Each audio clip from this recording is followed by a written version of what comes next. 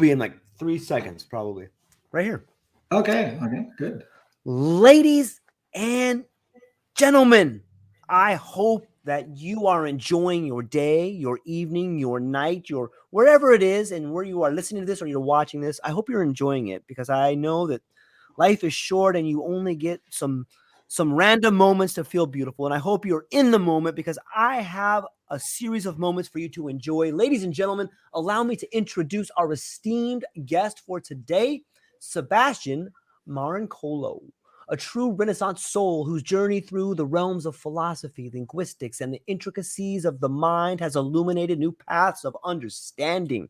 Dr. Sebastian Schulz, as he's academically known, earned his magna cum laude Ph.D. through a critical analysis of neurophilosophical theories of consciousness. Mentored by luminaries such as William Lycan and Simon Blackburn, his academic lineage reads like a who's who of influential philosophers.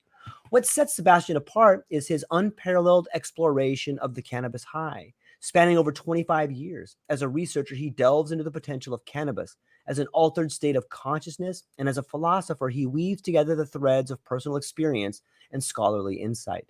Sebastian's journey is not just confined to the ivory towers of academia. He has ventured into the uncharted territories of photography, producing the limited edition macro photo art series, The Art of Cannabis. Through his lens, he brings to life the visual poetry of his unconventional research. A published author, his latest work, Elevated, invites us to reconsider cannabis as a tool for mind enhancement. This groundbreaking book explores the vast spectrum of mental abilities that cannabis may influence, challenging preconceptions and igniting a dialogue in the intersection of consciousness and creativity. From being mentored by the late Harvard Associate Professor Emeritus Lester Grinspoon to taking on roles as Director of Communications and Marketing for one of the world's largest cannabis producers, Sebastian's journey has been marked by a courageous exploration of the uncharted. Today, as a freelance writer and communications consultant, Sebastian continues to shape the narrative around cannabis. His presence has graced international news outlets, TV shows, and podcasts, breaking through the strong taboo that often shrouds the topic of cannabis use. Join me in welcoming Sebastián Marincolo, a philosopher, photographer, and trailblazer in the fascinating terrain where consciousness, creativity, and cannabis converge. Sebastian, thanks for being here. Holy cow. Can we stop now? Because from here on, it's only going to go downhill. Whatever I say. Yeah. Thanks. Wow. What an introduction. I feel totally intimidated. It's working. Okay. Well, I'm stoked you're here, my friend. I really enjoy our conversations that we've had so far. They've been really rewarding, and I think you have a phenomenal way of putting into words experiences. And so I'm looking forward to sharing that with our audience. I thought maybe a good place to start for people to really get an understanding of what we're beginning with. Maybe you could begin by talking about the master or your PhD thesis, just kind of get some background on the way you think. Right. Okay. Well, first of all, let me start over again. Thanks for having me, George. It's amazing to be here and talking to you. It has been a journey already, and I'm looking forward to our conversation today. So yeah, I started to become interested philosophically in human consciousness before I knew that philosophy exists, before I knew that a discipline exists, an academic discipline called philosophy. And I remember I was so happy when I found that there are people out there who professionally deal with those things. So I was at the age of 15, 16, I started to look into theories of consciousness. And I think I took, like we all, as kids, we all ask philosophical questions. And it always amazes me to see like 5-year-olds coming up with philosophical questions and ideas where you're like, wow, where does that come from? They have that openness still. And I think for me, that never ended. I was very early on, I was really focused on, in my philosophical interests, on consciousness and questions about human consciousness, how does the brain manage to generate whatever we feel is consciousness? Could computers generate consciousness or have consciousness? What kind of animals do have consciousness? Are ants conscious, or mice conscious? Are elephants conscious in the way similar to what we believe is consciousness, to have an inner life, to have those sensations?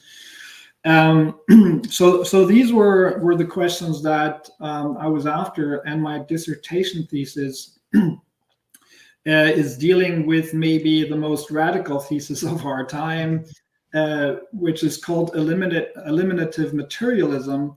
And briefly,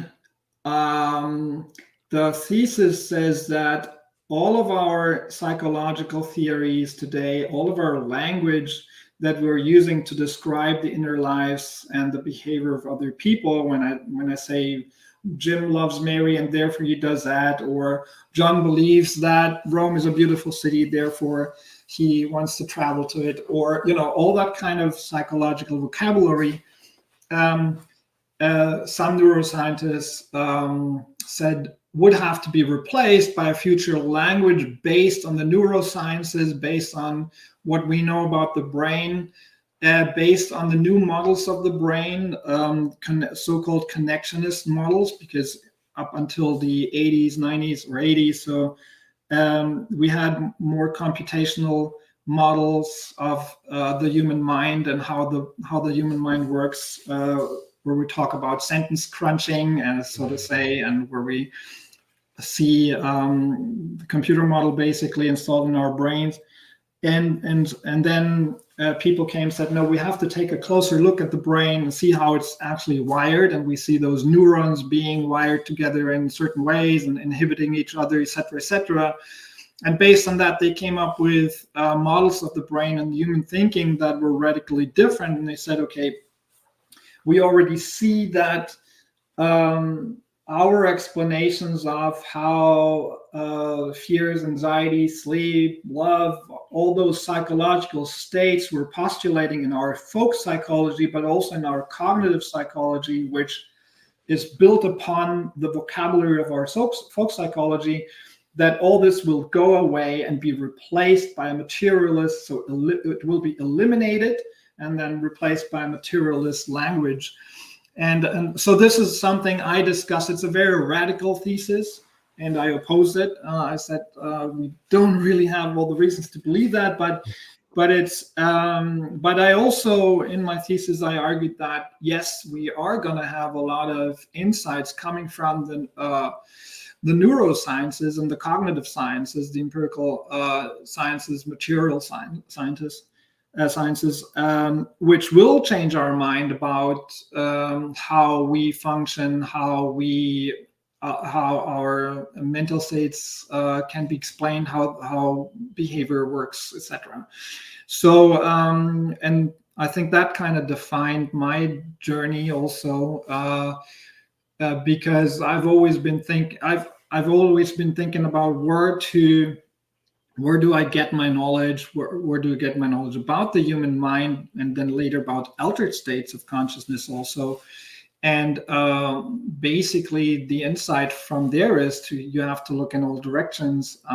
We're going to talk about that later, maybe when it comes to my approach. But so that was my dissertation thesis called Alien Minds, investigating eliminative materialism. And it's called Alien Minds because one of the implications of the eliminativist thesis would have been that we usually think that we know our own minds. We have introspective access. If you ask me, Sebastian, why did you go to the movies yesterday with Tom or so, I'd say, yeah, I thought the movie is a great one because it has this actor in it, and Tom is a good friend of mine. I wanted to spend more time. And then a Freudian maybe would come along and say, yeah, your vocabulary is more or less right, but you forgot about your unconscious desire to see the pretty lady that works at the reception desk or whatever, Right. And the eliminative materialist would say something like, whatever you say is just plain wrong. you know, your brain, you had all kinds of other reasons. I can't state them in your language. But so, and that's why I called it Alien Minds, because one of the implications would have been that what we know about ourselves and how we describe our own minds would also be radically wrong. And like I said, I oppose that view, but as all radical theories, it's an interesting one to discuss, because like when you discuss knowledge and a thesis like everything we know could be wrong, you come up with, you actually have to think about the general nature of knowledge, and you have to really defend what kind of knowledge you feel is better than other, or what kind of beliefs you hold are probably more something that could be called knowledge than others. And so of course these are philosophical debates, but they are of great importance to how we see the world and how we navigate the world in general. So yeah, so that was my dissertation thesis. It's awesome. Yeah. I love it. I think it's a great foundation for the conversation that we're working our way into. And so after writing that thesis, did you have a relationship with cannabis, or what began to move you into this world of cannabis from the knowledge of philosophy? What was the turn into cannabis from there? Yeah, so I had experiences with cannabis when I was 24, I think. I started to smoke cannabis at that time, and I really had a few good sessions with friends and liked it, but it didn't spark my interest to such a degree that I pursued it. And then when was that? Maybe a year later or so after I started, I went to a New Year's Eve party, and that's something that I describe in my book, The Art of the High, is where I went to the party and I smoked another joint, was fine, and then I got a hashish pralin from a guy who overdosed these things a little, I guess. And it was a really funky experience to some degree, because I couldn't find my ear anymore. I remember my ear started to itch a lot. And I remember that I stretched out my hand and I wanted to scratch my ear, and I couldn't find relief. So I turned my head and I was like, I wondered, I was like, why is that not helping? And I turned my head and I was like, okay, that's ridiculous. But it's very telling also, because later in my books, and we haven't talked about that before, I found that cannabis probably is involved or has an effect on the body imaging system. So we have a body imaging system in the brain that helps us to locate our limbs and to like if a needle sticks here, then I have a pain feeling, and I can locate it exactly where it is and what it is, or I have a feeling of I'm getting burned here or somewhere, or I have an internal feeling. So we have basically a homunculus in our brains that tells us where that is also responsible for motor control, but also for the perception of the body. And there are interesting things happening when we use cannabis. It actually can enhance the sensation and make it better or more intense, and we feel better where things are and how they feel, like touch sensations, etc. But also, if you have a strong doses, you can also have distortions of your body image perception, like I was just reporting. Yeah. You have here, you don't know where your ear is located anymore. Right. So that was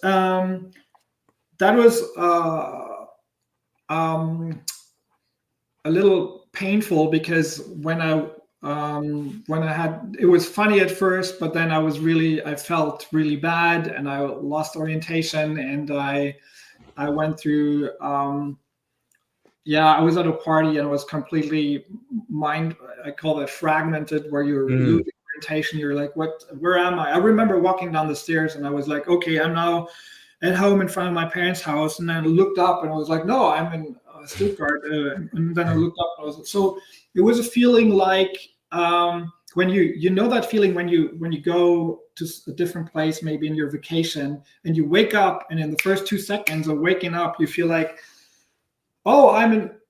No, I'm not.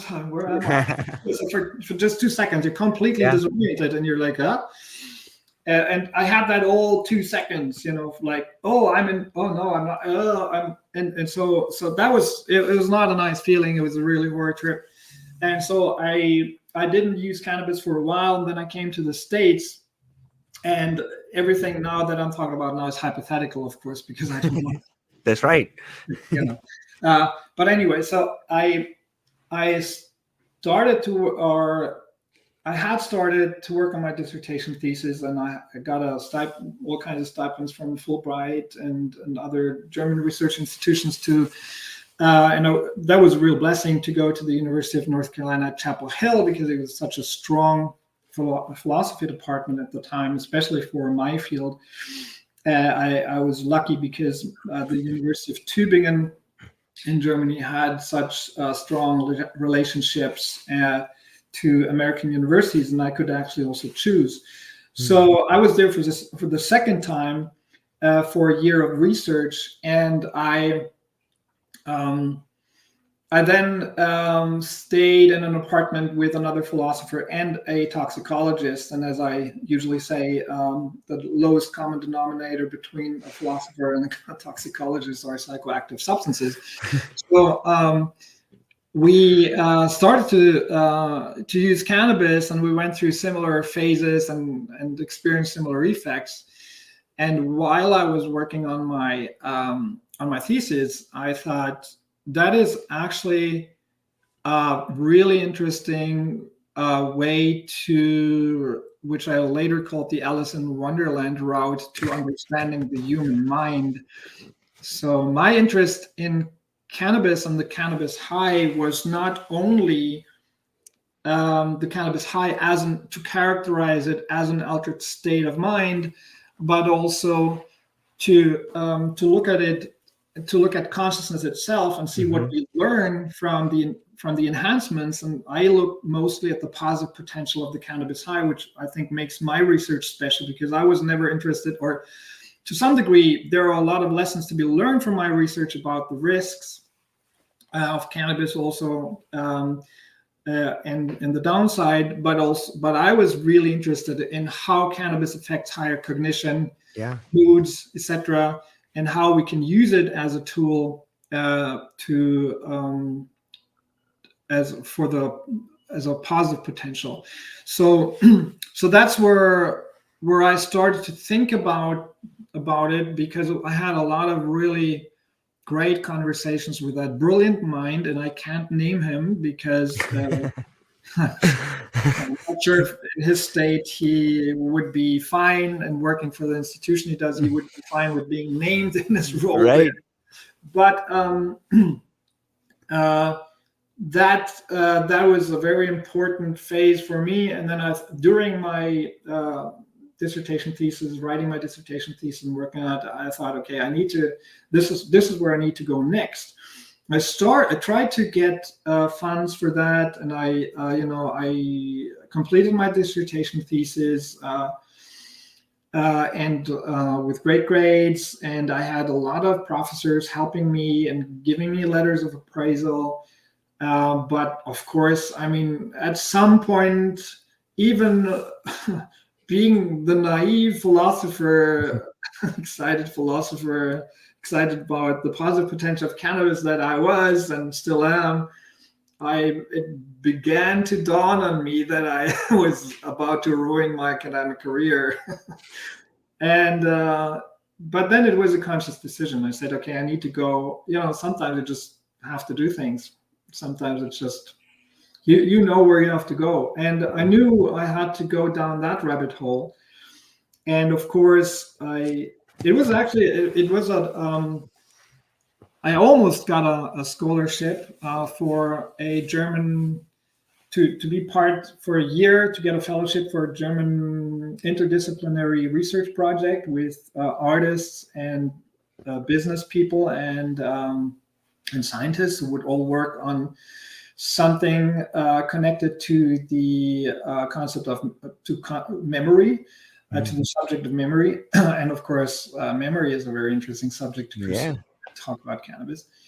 And I remember I still have it in writing, the response of the guy who was responsible for it. He talked to me then. He said he would have loved to see it, but he was,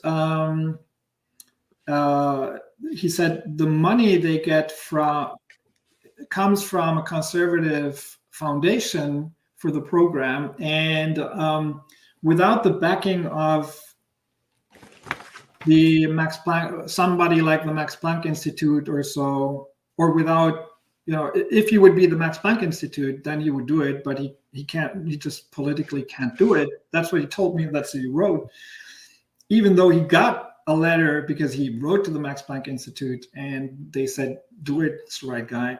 And they were already involved at that time, that's more than 20 years ago, they were already involved in the research of cannabinoids. And so that was a close call. But anyway, so I pursued it. That's when I decided to finance it myself and work as a creative director, as a photographer, idea man, and I went for like this path, which of course slowed down my writing and my research. But I guess I'm a stubborn guy. Well, I'm glad that you are, and I'm glad you took the path that you did. I think maybe this is a good time to open up the idea of the cannabinoid system. It's not a whole lot of people really know it, and even less people understand it. Maybe you could give us a little bit of background on that. Yeah, actually, it took me a while to hear about it myself. So the endocannabinoid system was found in the mid-late 90s when they first found receptors in the brain. And we now know a lot about the endocannabinoid system because there are, as far as I remember, more than 8,000 to 10,000 scientific articles. If you go on PubMed and put in endocannabinoids or endocannabinoid system, I think you'll find more than in the league of 10,000 articles on it. Wow. And so there's a lot of research on this system. We know that it is more than 600 million years old because you find it in sea creatures that are evolutionary, are that old. And it's active in all animals, humans and all other animals. And it has receptors and agonists like CB1, CB2 receptors. There are anandamide and 2-AGs are the agonists, and they're built by the body to control and to control various functions in the brain and in the body. The receptors are all over the brain and all over the body. It has a whole spectrum of functions. So we know now that the endocannabinoid system is involved in the control of stress, sleep, pain, memory, learning, emotional processing, temperature control, nociception. So pain, various pain functions, the way it controls pain, neurogenesis, neuroplasticity, in the immune system, in the way in our inflammatory responses, in eating, so appetite control. And generally, most experts now believe that the endocannabinoid system is involved in homeostasis, which means it keeps an inner balance. Think about temperature. We need to keep our body temperature stable at a certain point, a certain, don't ask me about the Fahrenheit conversion. In Celsius, it would be 36.6 degrees or something. But of course, if our body temperature, if it's cold outside, if our body temperature goes down for some reason, somebody needs to observe that and control it and upregulate it. Or if it goes up too far, it has to go down. And so there needs to be a measurement, and there needs to be some kind of control to keep that in balance. And if you think about our cognitive functions, it's you see that all over the place. Yep. Fears, for instance, or look at pain and fears. Or anxiety. If you are, let's talk about fears. If you're too fearsome, you won't be able to go out of your house anymore. You're non-functional. You're not a good survival model. If you have no fears at all, you're gonna die very soon, because you're jump off a cliff and you're gonna be like, yeah, it's 100 meters deep, but so what? I see a funky animal down there. Yeah, so you're gonna be dead. So also there needs to be a balance with pain. The same thing. If your pain sensation is so sensitive that walking on the floor is painful to you because your feet touch the floor, that's not helpful. If you have no pain sensation, you're going to be dead soon, because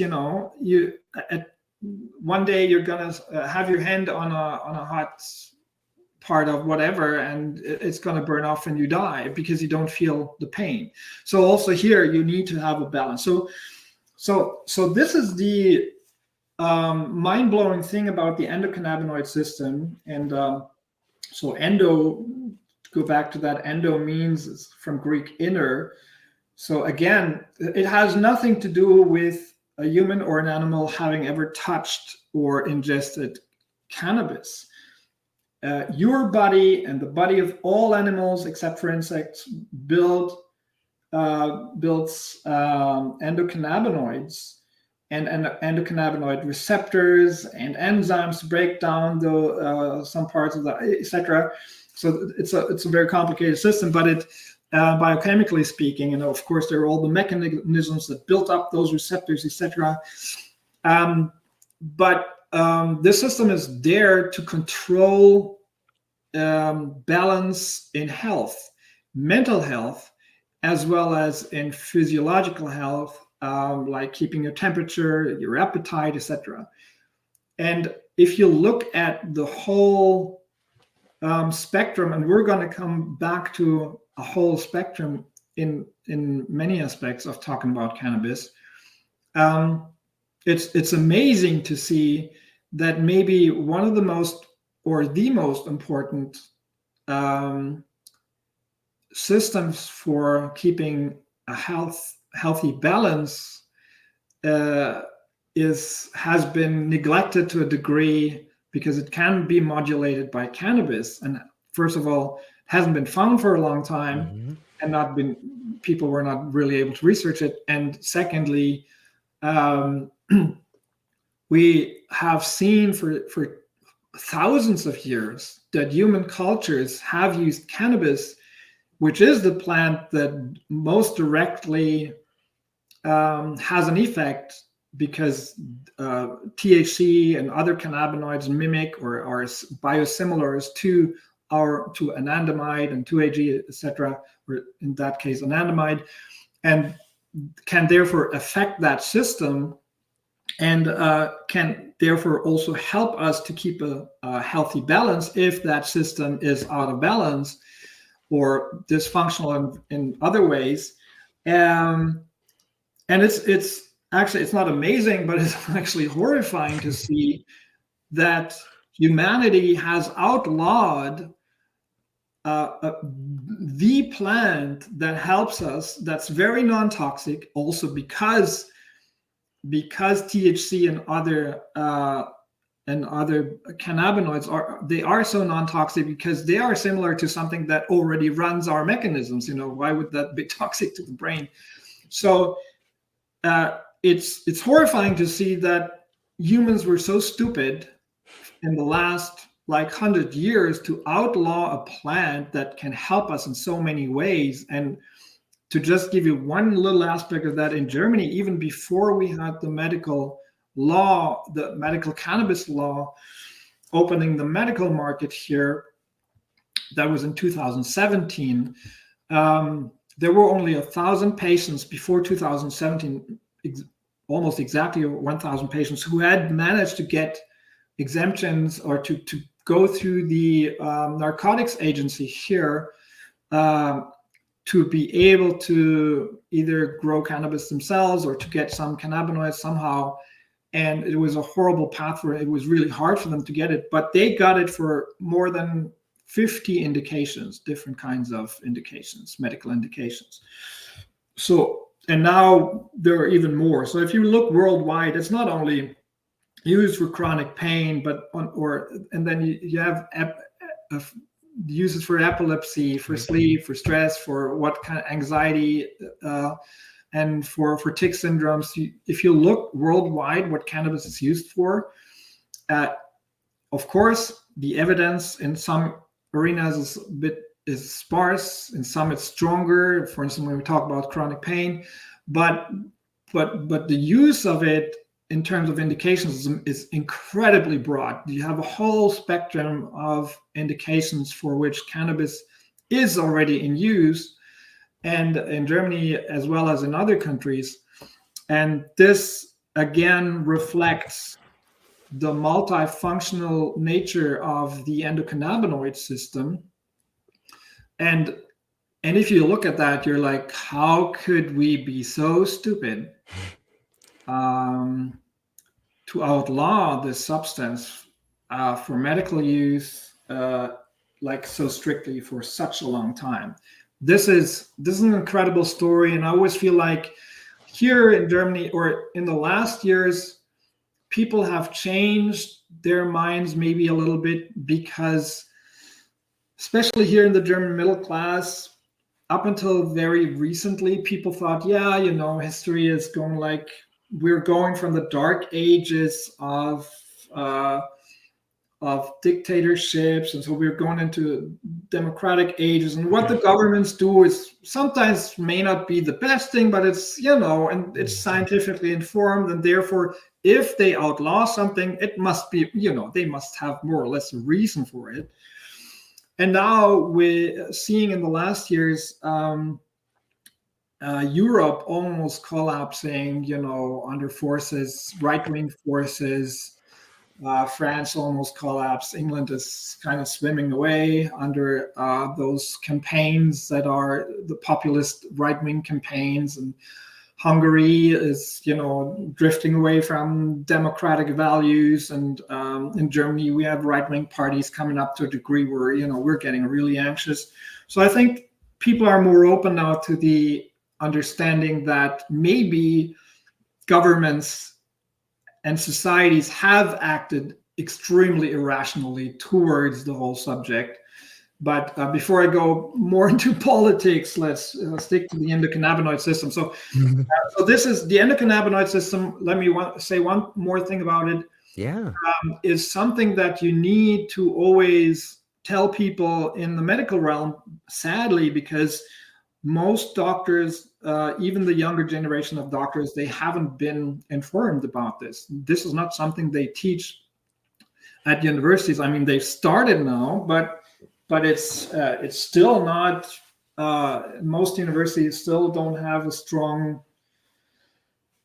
Don't really teach their medical students about it.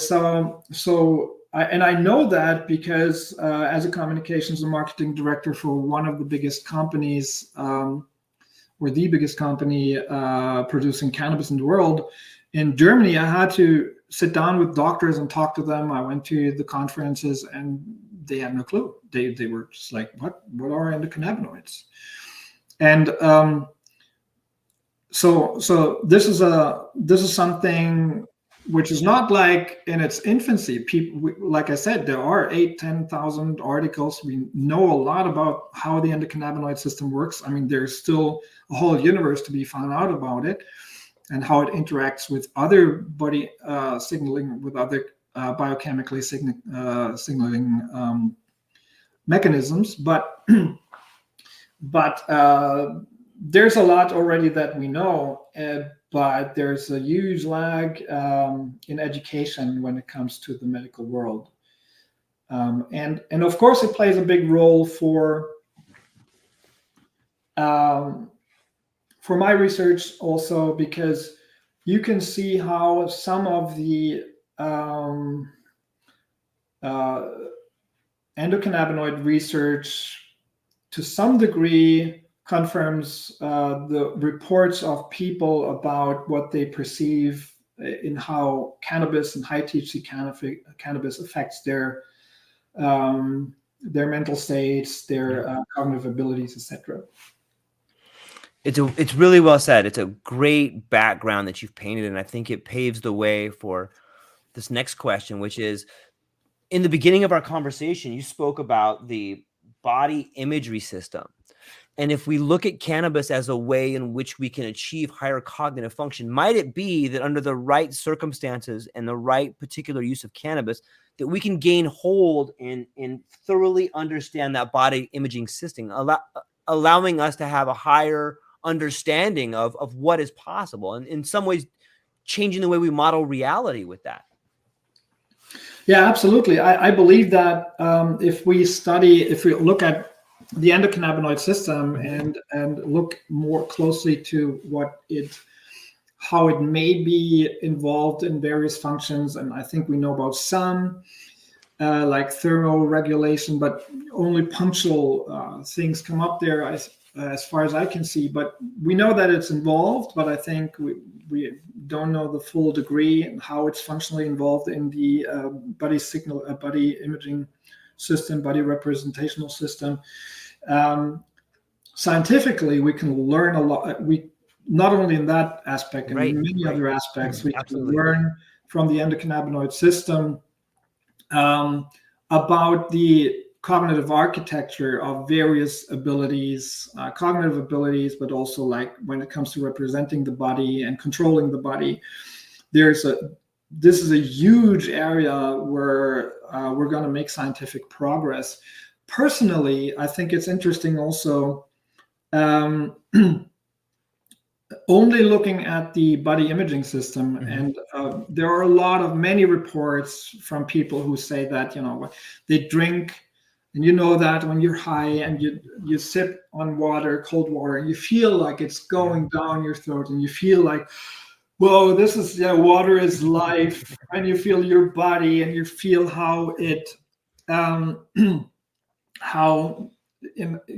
it's summertime, you're hot, and you feel it going down your throat, and you have a feeling that everything is more intense and more acute, your sensation of the water, what it means to your body.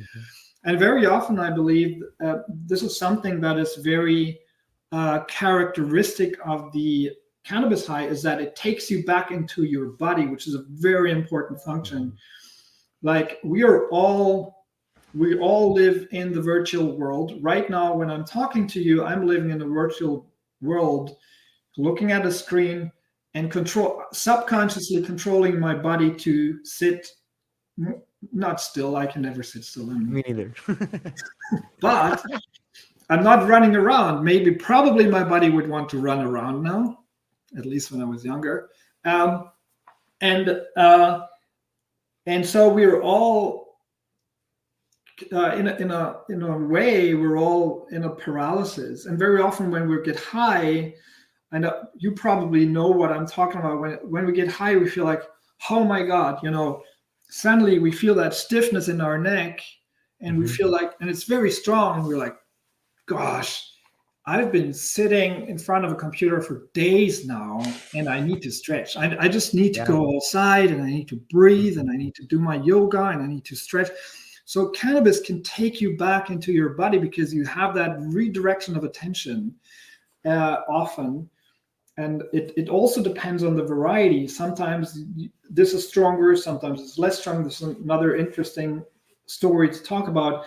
But if it happens, it can be extremely valuable to you reconnecting with your body, because we usually, especially in the Western culture, not having routines like yoga, routines like going to massages, not having, maybe lots of people not doing sports a lot and sitting in front of computer, etc.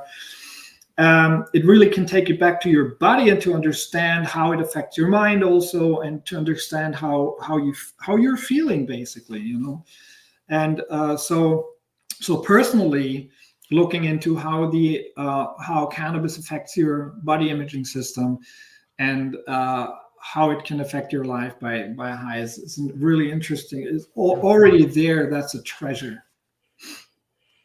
It is. It's amazing to think that we could be on the cusp of beginning to understand higher order thinking and functioning just by reintroducing something that was been in our genetic makeup for generations or for a long time. Like, if you could speak to that a little bit, like what in the new book or just in your research or in your life in general, what are some other avenues of higher functioning that we may be able to understand by using cannabis?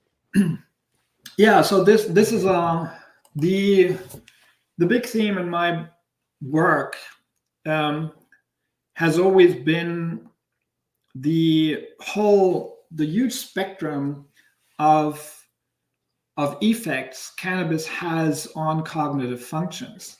So let me take you through some of them, because it's really a lot of cognitive functions and abilities are affected. And generally, before I begin talking about the whole list, let me say this. I see, and maybe we go to that metaphor later a bit in more detail, I see cannabis as a tool like other psychoactive substances like LSD or psilocybin mushrooms.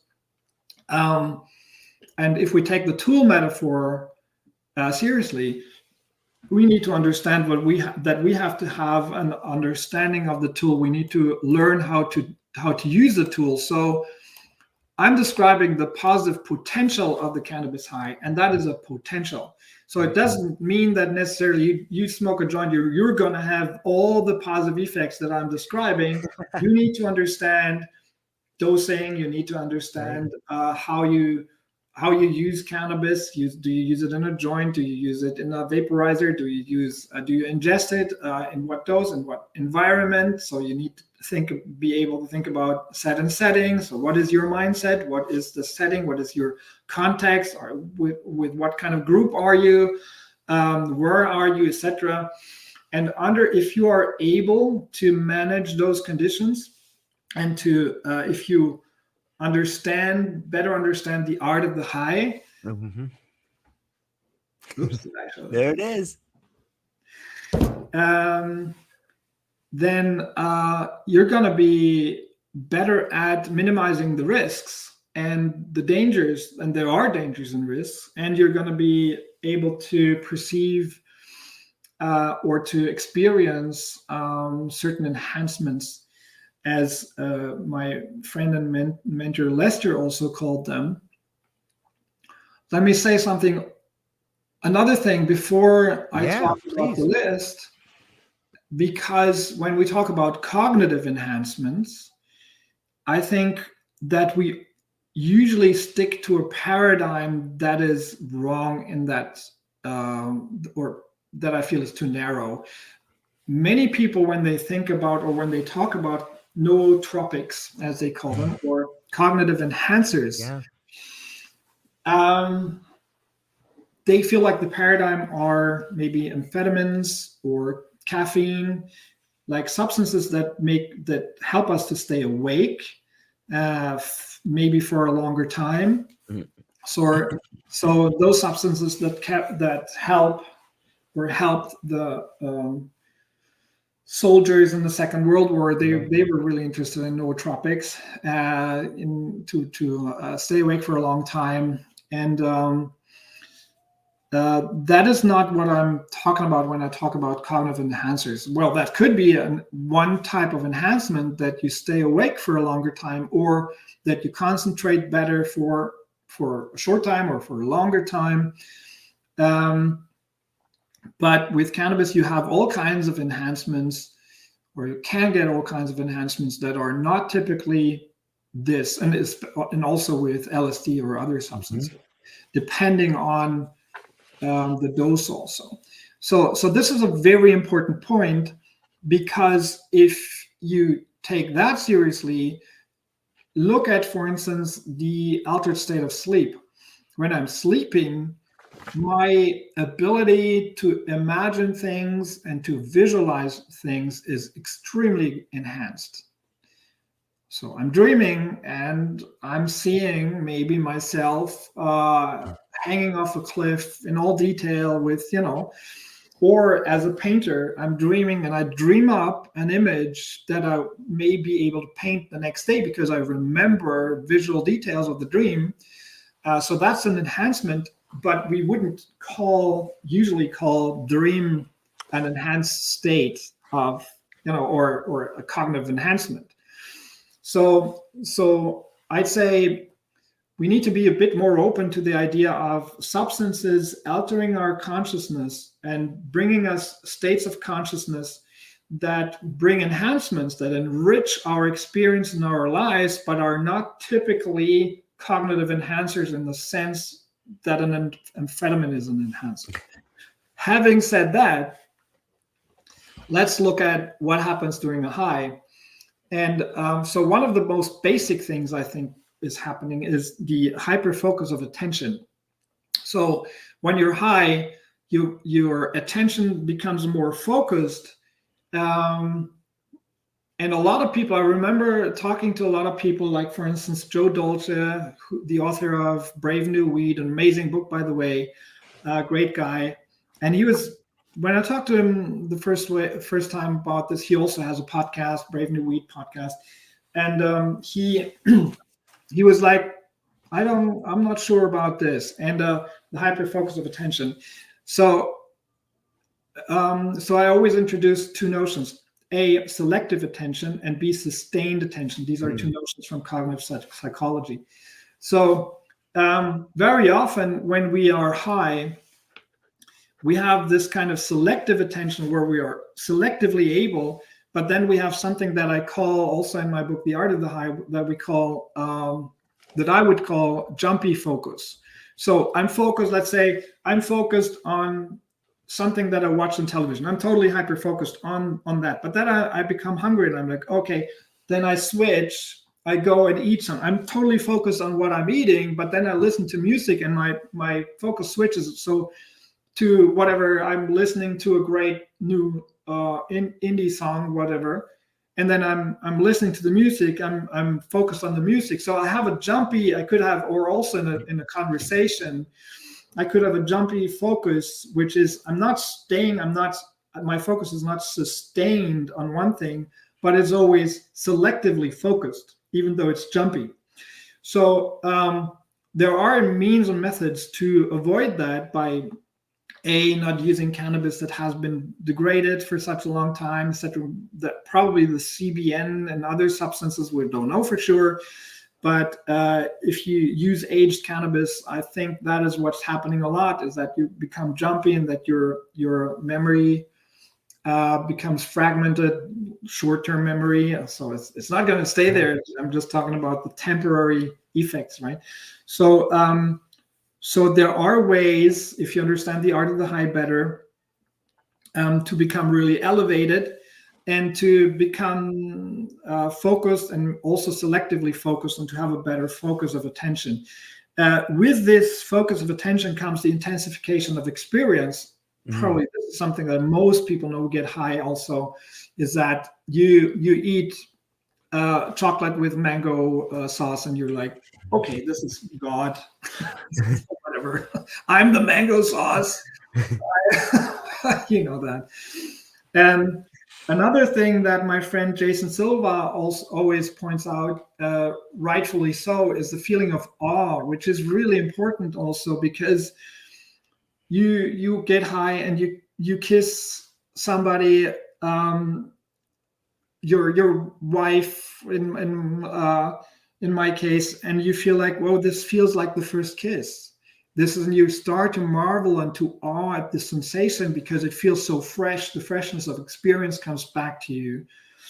And awe, as we know from Aristotle, is the beginning of all philosophy and is the beginning of questioning. If you look at a tree and you're like, hey, yeah, nice apples or something, then you're not going to ask questions. But if you look at the tree and you're like, my God, this is so beautiful, and the way the apples are distributed, or you start asking questions, you start a journey into maybe understanding better what's happening there, maybe looking at the texture, maybe looking at other questions. So awe is really something that takes you in your experience, and that may also start an investigation and interest, etc. Then you have what I talked about briefly before, is a meaningful redirection of attention. So very often you direct your attention during the high back to things that seem to be more meaningful, even in so maybe in your memory, but also you attend to your body, or you attend to nonverbal behavior of others more. And that is an interesting thing. We could talk for a while about how it is redirected, but I just wanted to mention that at that point, as I'm going through the list. Yeah. You have not only, I talked about, now we're on number 5 on the list, you don't only have an intensification of experience, but you have a greater acuity in perception, which means, and I think everybody can relate to that who's been high, when you drink, or let's say you eat a hazelnut and you're high and you have a great quality from Piedmont, Italy or something, you suddenly feel like you can experience all the nuances in the taste. And so it's not only more intense, not only like, oh yeah, nice, nutty, it's really nutty. No, it's like, wow, there are hints of berries and that and that and that in there. And suddenly you feel there's a whole spectrum in your experience of flavors and aromas that you haven't been able to discriminate before. So which probably also comes from you being able to focus, and whatever comes into your focus opens up a tunnel, and in that tunnel there is more to be seen, because you screen out other things. You are able to see more in that short tunnel. And of course, I mean, if you go to a dark restaurant and you shut off the light and you don't talk, then you're not thinking about your conversation anymore. You're not seeing things anymore. You will experience and taste better, and you not only more intense, but there will be more acuity and perception. You will be able to discriminate flavors and aromas better. And I think this is something that happens during a high.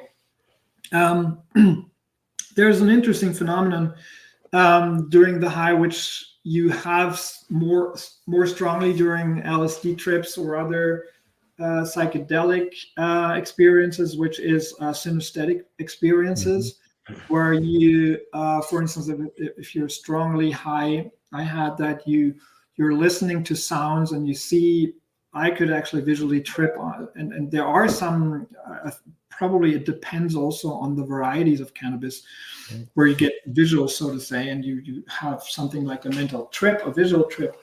And during synesthetic experiences, for instance, you can have, this is like the crossover of sensory experiences, where you're listening to a guitar solo of Jimi Hendrix, and you may see accompanying colors with it.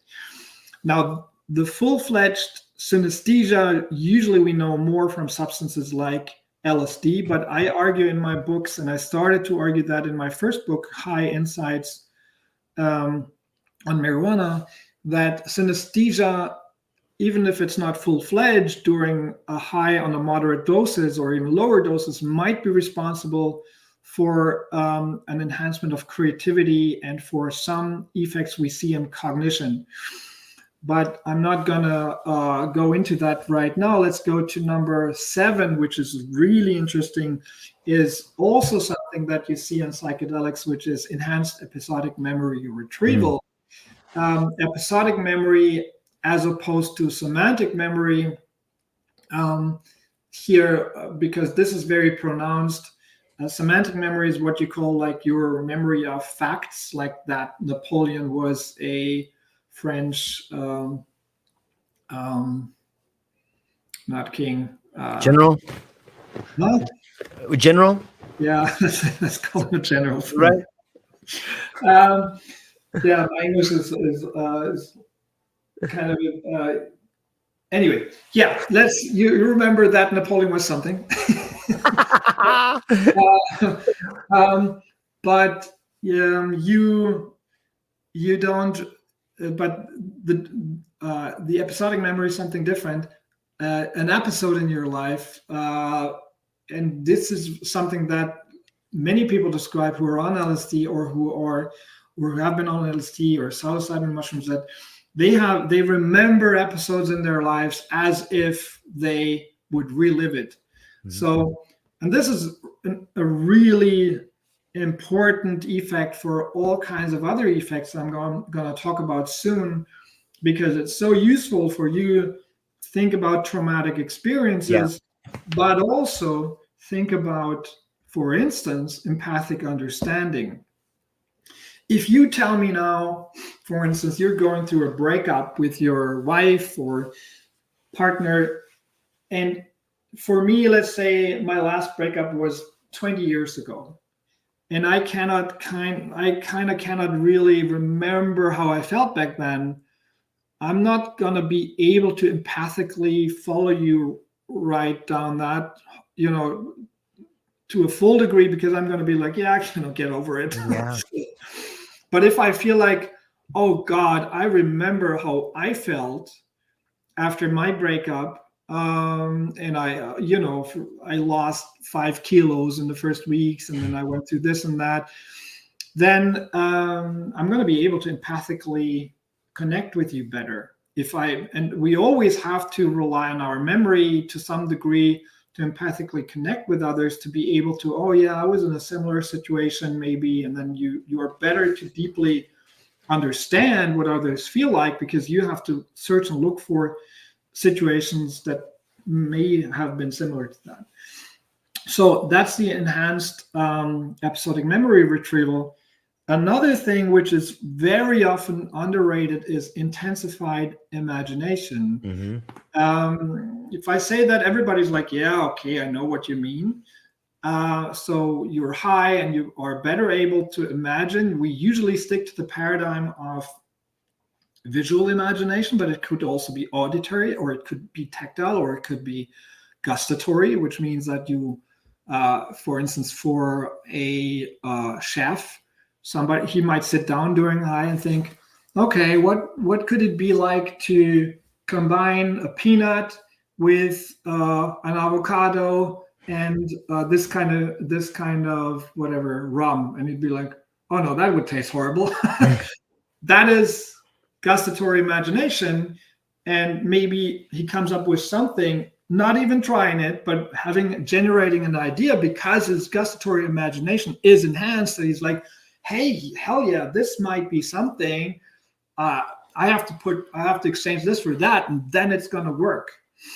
And so this can help you in your creativity in various ways, as a musician composing music, or as a chef, or So, but also very often when we talk about imagination,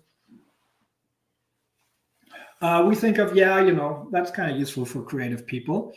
But no, and that's something that I learned from Michael Gazzaniga, is that the neuroscientist, is that imagination is crucially involved in all our decision making. So if I ask you, George, do you want to get on a plane with me and go parachuting next day in a Cessna or something, and you're going to be imagining how is it going to be to go with that nut talking to on a plane, and then the door opens up there, and then you have that cold wind blowing in your face, and you look down and you see the mountains from above, and you're going to be like, hell yeah. Yeah, do that. Or you could go like, in your imagination, you could go like, I can feel the warm pee going down my pants. Right. It's not a nice feeling for me, so no. So, but that's decision making. Or somebody asks you to marry you, and you're gonna imagine how's it gonna be with this person to be for longer, and you're gonna be like, Yes or no, but that's imagination and decision making. So it's not only a creative thing. Imagination is crucially involved in decision making in our lives. Every day we are making a lot of decisions based on our ability to imagine things, and cannabis can be helpful with that. So you can maybe sit down, try to imagine situations where you want to get decisions. So then there's an effect I call mind racing, which is interesting because it happens, interestingly, sometimes it happens with some varieties, and with some varieties it doesn't. Some varieties give you that calm. It also depends on the dose, of course.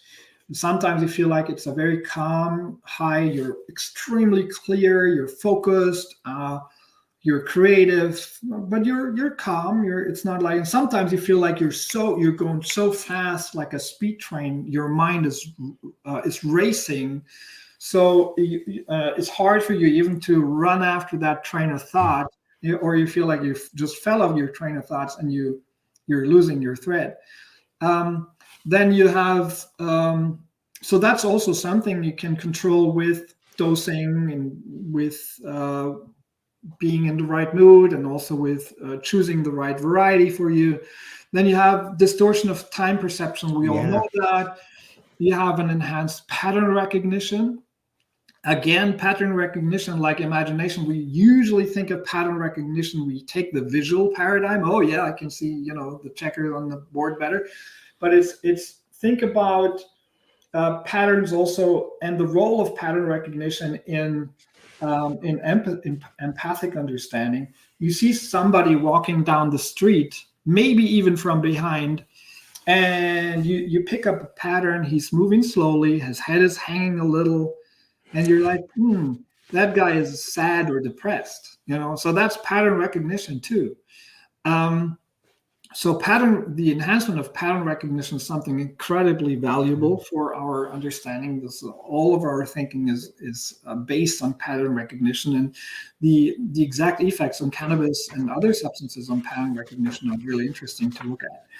Also, again, here we need to think about a balance, because if you don't see patterns, you're dumb.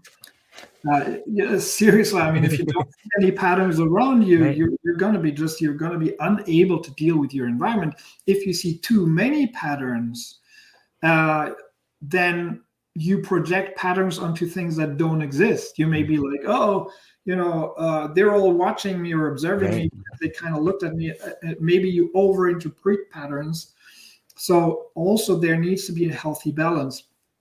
But having said that, let's move on to number 12. We have an enhanced ability of language understanding. A lot of people that they listen, and I've seen that happening. All of those things I'm talking about are things that I've experienced myself. When you listen, or when you talk in a different foreign language, and for the first time you feel like, oh, you're really in it. You can understand it, and you feel like what's going on. There are really interesting reports about that. Language understanding is a fascinating thing. We talked about the enhanced body perceptions, number 13. Then the mood modulation is interesting.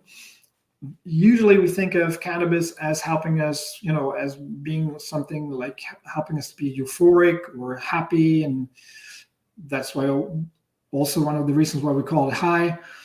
But also it can be anxiolytic. And it's interesting if you look here, just one comment about that. If you look at how the mood modulation contributes to you being able to cognitively process things differently, because maybe for the first time, because you have an anxiolytic effect, or because you're getting out of depression, you start thinking about your sickness or your trauma, and you are able then to approach intellectual areas that you would normally not approach, and to make progress. That's important for healing. That's important for personal development. So the mood modulation is an interesting thing to look at. Antidepressant effects, anxiolytic effects, that can, of course, go in the opposite direction. If you're too high in the wrong environment, you can become incredibly paranoid or anxious. So this is something, again, we need to think about the balance, and we need to think about employing cannabis as a tool to actually come to a better balance in a certain situation for a certain individual. But it's an incredibly helpful thing. And then we come to those phenomena that have been in my focus for a long time, which are enhanced introspection, incredibly helpful.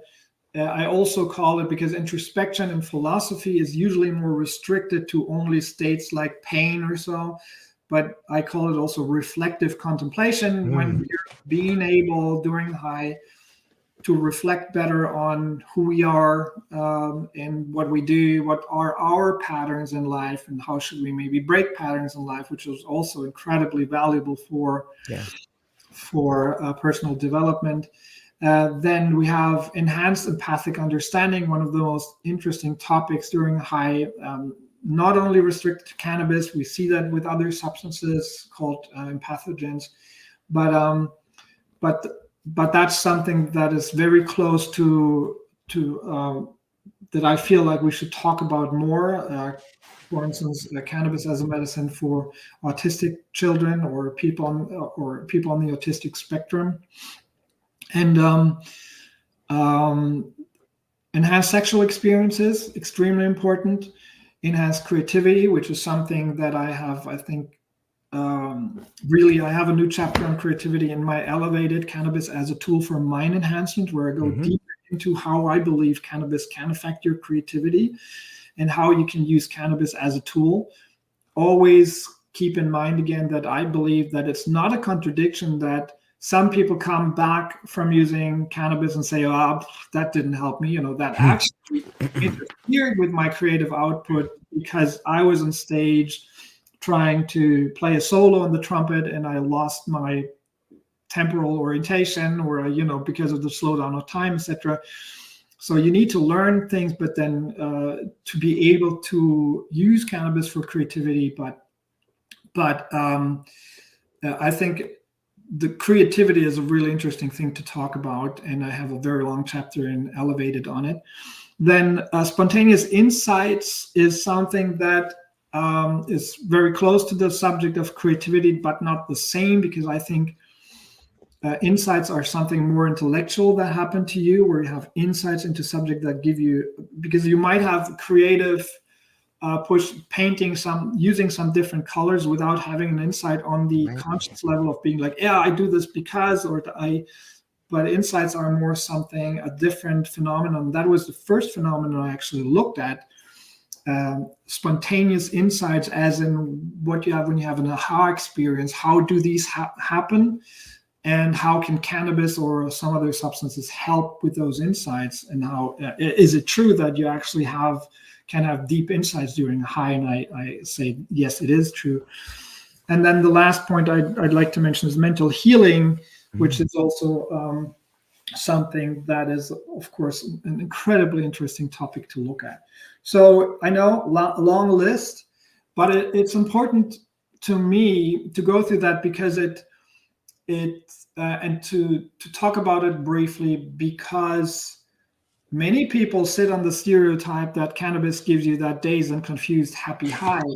So a lot of people coming from the psychedelic world also look at a little bit down on the high, as if, like it's the dumb little brother of psychedelic substance.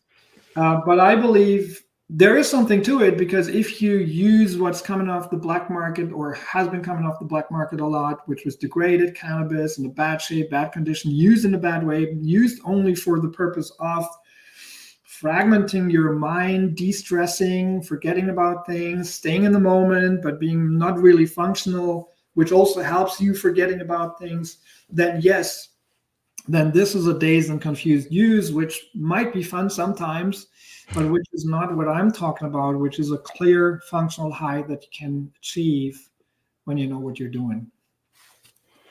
Yeah, it's wonderful. I think it's also important to, when we talk about the way in which this list of attributes can be achieved. In a prior conversation, you and I spoke about why that fragmentation happens. And you gave this very elegant way in which, look at the way we used to grow outside. Now we grow indoors. Maybe you could flesh that out for people. I thought that was really well done. And it gave me an understanding of why the fragmented high may be something that people find these days. Yeah, I compared the recent history of cannabis breeding with wine, great wines, and how they are processed and how they are bred and grown, grapes from great wines. And so here's the thing. If I tell you, we know from the 70s that, let's start this way. We know from when Nixon started to go into the prohibition and make even stricter rules, and he started to hunt down people for using cannabis, and people had to go indoors with their growing, and the government sprayed paraquat on cannabis grown outdoors, and then they had to start to think about how do we grow indoors? How do we grow the plants that they grow perfectly under artificial light, that they don't grow too high because, there's only limited space indoors, and they use fertilizers and all the artificial environments. And of course, the whole genetics was basically moved towards growing perfectly under those conditions. And there are great varieties that came out of that. So let me say that, because there are a lot of great breeders out there who produce wonderful genetics. But there has been a trend, first of all, just to go for high THC plants that, and then to go for indica, or I'm going to be careful with the indica sativa distinction. Maybe we talk about that later. But they use plants that grow shorter, and they use the genetics to not to produce a great high that I'm talking about, but to produce plants that bring a lot of yield for the growers to have a great investment, and to produce what people were actually looking to during the prohibition, for something that kind of fragments their minds and de-stress. So they looked only for the dazed and confused high, and the growers gave them exactly that. And some of the breeding went into that direction of being perfect under artificial light now, and then it was overstored. It was maybe harvested too late, because then if it's harvested too late, you get bigger buds, you get more weight, but you don't get probably the perfect state that you want to have, or the perfect condition that you want to have to generate a clear, crystal clear, cognitively functional high. Then because there's no education out there, people, of course, there's all kinds of problems with lacing cannabis, other substances in there, pesticides in there, etc. And then people wouldn't know about cannabis. They only thought, there's THC inside, and this does everything, and they would leave it around, exposed to air, oxygen, exposed to light, exposed to temperature. It would degrade, and it would give them mostly what they needed, the couch lock high, de-stressing. But of course, in that situation, you don't get a great cannabis variety. And like I said, I put it to you, like, imagine you have somebody generating a great wine from France, a Bordeaux wine from 86, and he tells you about the soil and about the barrels in which it has been put, and about all this knowledge about producing this great wine with the aromas and flavors. And another guy comes along and says, hey, I produced great wine under artificial lights. We had those fertilizers, and we didn't really care about how it tastes, but we wanted to grow it short and bring a lot of grapes and getting you completely fucked up with the high alcohol contents. Here's a bottle for 50 euros. What do you think? The other one is like, my bottle is 50 euros too. What do you think? What do you choose? Yeah, I want to be blind. I take your bottle for... I mean, that's an extreme way to put it. As I said, there are great genetics coming out of, even during the prohibition, breeders have done a great job. But if you look at all the factors that were in place during the prohibition, of course, most of them are not very favorable when it comes to producing a great high. And so the prohibition is kind of a dynamic system in which people don't necessarily produce good quality cannabis, and the consumers are stressed also because of the strong prohibition, and they're not educated about what they can use cannabis for, so they use it only for that one purpose, to take away the stress, and the bad material does that for them. So that generates a system in which we see, of course, a niche where some people say, no, we produce great grass and we produce better varieties, and you have some consumers who are still in the underground who go for what I'm talking about.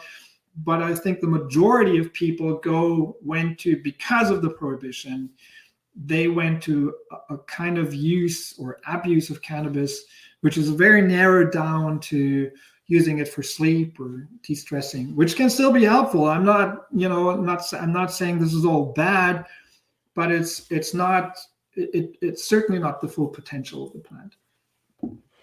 Yeah, it's interesting to see it from that angle. And until you had, in our prior conversation, until you had given me the method in which you described it, it's interesting to see, and for me it helps clarify. Like, yeah, that makes a lot of sense. If it's kind of the difference between use and abuse, like you said. It's funny how that word is in the other word, use and abuse, and we use it that way, right? I guess. Yeah. I think you make a good point. I think, and also when we talk about question of legalization, for instance, people always ask, "Oh, are we going to have more consumption of usually when governments come along, they always say, are we going to have more abuse of cannabis after we legalize it, or less?" And for them, abuse is the only word they have for for consumption cannabis, because for them it's a bad drug usually, or for many governments. And honestly, I believe that we need to ask different questions, because if we have more people consuming cannabis after a legalization or after decriminalization, I don't think that's a problem. As long as people using cannabis are happy and are not don't have severe side effects, why would that be a problem if we have more people using cannabis? More abuse would be a problem. But apart from the point that after a legalization or decriminalization or a new regulation of cannabis was a better way to put it, probably, there are studies from European governmental agencies or European agencies for drug monitoring that basically say, if you look at France, if you look at Germany, if you look at Holland, you had all kinds of approaches in Europe, in Portugal. Some were really liberal, Portugal, Holland, where it's has been decriminalized for a long time. France, very strict prohibition. Germany is kind of like in the middle. If you look at all those regulatory approaches in the last decades, and you want to know about the amount, or you want to know how many people use cannabis, you don't see any relationship. It's not like a prohibition hinders people to consume cannabis. Actually, in France, you have more consumers than in other countries.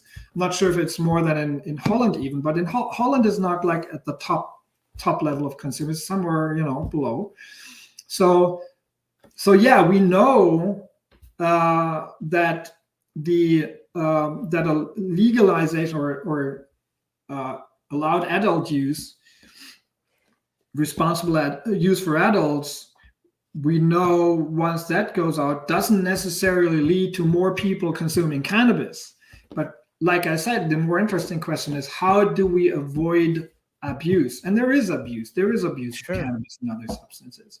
Abuse in the sense of that it's something that people should refrain of and should be educated to be able to get out of it, because it might strengthen their negative developments, and see, that's a paradox with cannabis and maybe probably other substances as well. You can use cannabis incredibly well for personal development, but you can also use it for, or abuse it and stagnate and get stuck, because every day you just use it to de-stress and to not deal with your problems, because you stay in your moment and you don't necessarily make much progress, which might help you to survive also, but it doesn't really help you then to really get into a process of personal development. That is something I think that needs some education, and you need to be able to employ that tool for that reason. So you cannot, that's generally something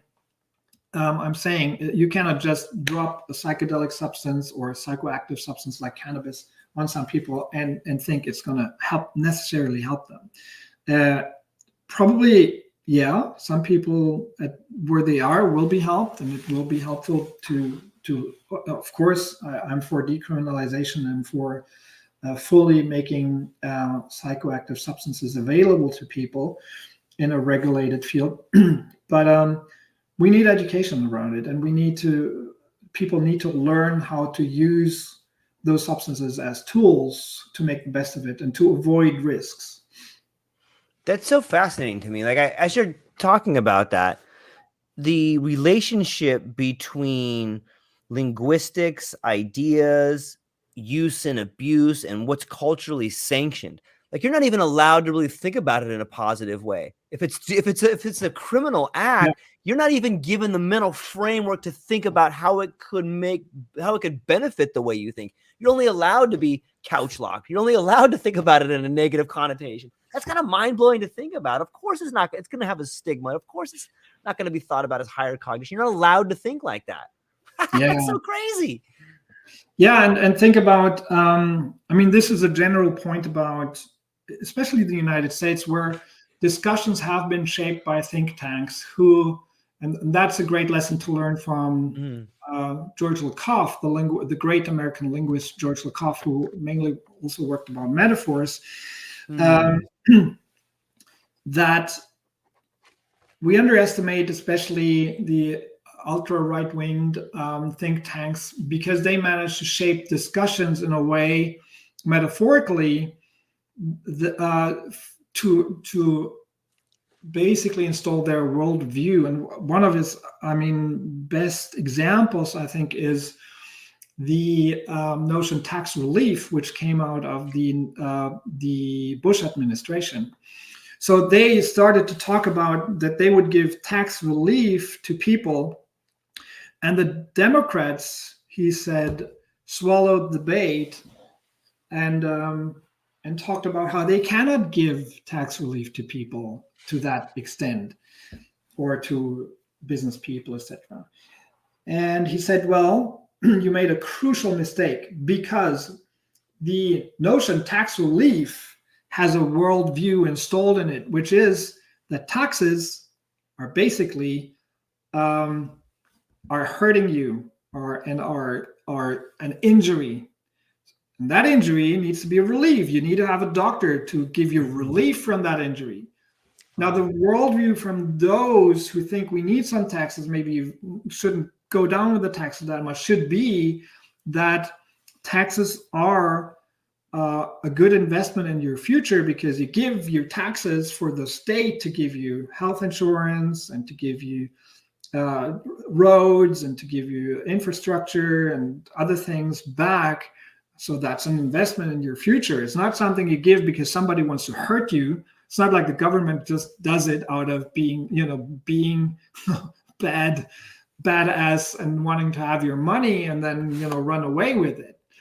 So, so you shouldn't even use the metaphor and the tax relief, because the metaphor on a subconscious level shapes the debate to a degree where it can rationally is hard to argue, because if you argue against it, people are only going to feel like, you don't want the government to take away my pain.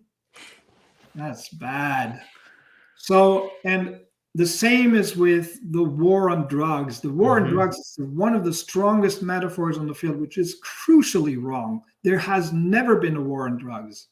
There has never been a war where we are shooting at little pills. Or it's the war on drugs is a metaphor that's wrong on so many levels. Yeah. It's not a war on drugs, first of all. It's a war on it's a militarily enforced and police enforced repression of certain groups of people using certain kinds of substances. It's not a war on all drugs. Yes, there's no war on alcohol. There's no war on medical pills. There's no war on, and all these are drugs. They are drugs by definition, by all kinds of definition we have, by everything we agree on. These are drugs. There's no war on drugs, and we're not killing drugs. We're repressing. We're discriminating. We're putting in jail people who are using substances that we call drugs, and only some. If you look at history, there were societies that would kill people who would use alcohol, but they would allow tobacco. There were societies that would kill people that were, if you look at the Incas or Mayas, they would use psychedelic substances, but, not allow for other substances, etc. So there was always mostly prohibitions, and that this is something I describe, and I have a long chapter on it in my book, Elevated. It's on the irrationality of prohibitions, and one of the funky examples is the coffee prohibition in Prussia and in here in Germany in 1700, around 1740-50, where Frederick the Great prohibited coffee, and you had even mostly French soldiers go into the houses as coffee sniffers, knocking on doors. Sniffing, and then and the prohibition was not there because they wanted to. I mean, Frederick the Great was famous for drinking his coffee with mustard and pepper, but so he drank it himself. But they wanted to prohibit it because the beer industry came and said, "Listen, all the money goes to Turkey and those areas, and we need the money here, and it needs to go to the beer industry very specifically." So that was the main reason for the prohibition here. And if you look at alcohol, other prohibitions, they have, it's not only a protectionism, but they are motivated to the public with saying it's toxic. Very often it's a toxic substance or dangerous substance in some ways, but the real reasons behind it are different. Let me say, here's another point about, and I think this is an important point about what keeps the prohibition in terms of linguistic programming. Because I think once these metaphors are established, and once certain ways of using notions, like always talking about abuse, not about use, etc. Right. Once that is established, it stays in our minds and in the minds of the society for a long time. Even after there is scientific evidence, even after we see that cannabis isn't as dangerous, even after we see that it's medically so important, even after we learn about the endocannabinoid system, these things stay with us because our thinking relies on metaphors, relies on ways of using certain concepts, etc. So here's another example. When I take my kids, let's suppose I have little kids now. Let's say I go to the zoo with them, and every time I go to the zoo, I tell them, today you're going to see elephants and animals. Elephants and animals. When they're later, when they grow up, they will be like, yeah, there are elephants and animals. And at a certain point, they will come back to me and say, elephants are animals too? And I'm like, yeah, of course. Why did you say elephants and animals? This makes no sense. But look at the press, look at the liberal press, look at whatever kind of press, right? And you'll find headlines of rock stars dying from alcohol and drugs. That makes no sense. It makes no sense. Alcohol is one of the most dangerous drugs we know. So to say somebody died of the use of alcohol and drugs is kind of like elephants and animals, you know. But this is so deep, and here is, especially in our society, in the German society, the use of alcohol is something like, yeah, you know, it's kind of, it's fun, and of course, yeah, it's kind of dangerous. You shouldn't do it too much. But if you tell people, you know, it's a dangerous drug, they're like, I'm not. Or you know, if I would go and see somebody drinking a vodka or his third vodka at a party, and I'd go like, oh, so you are a drug consumer with a long history of drug abuse, is that true? Should be like, holy what? How dare you?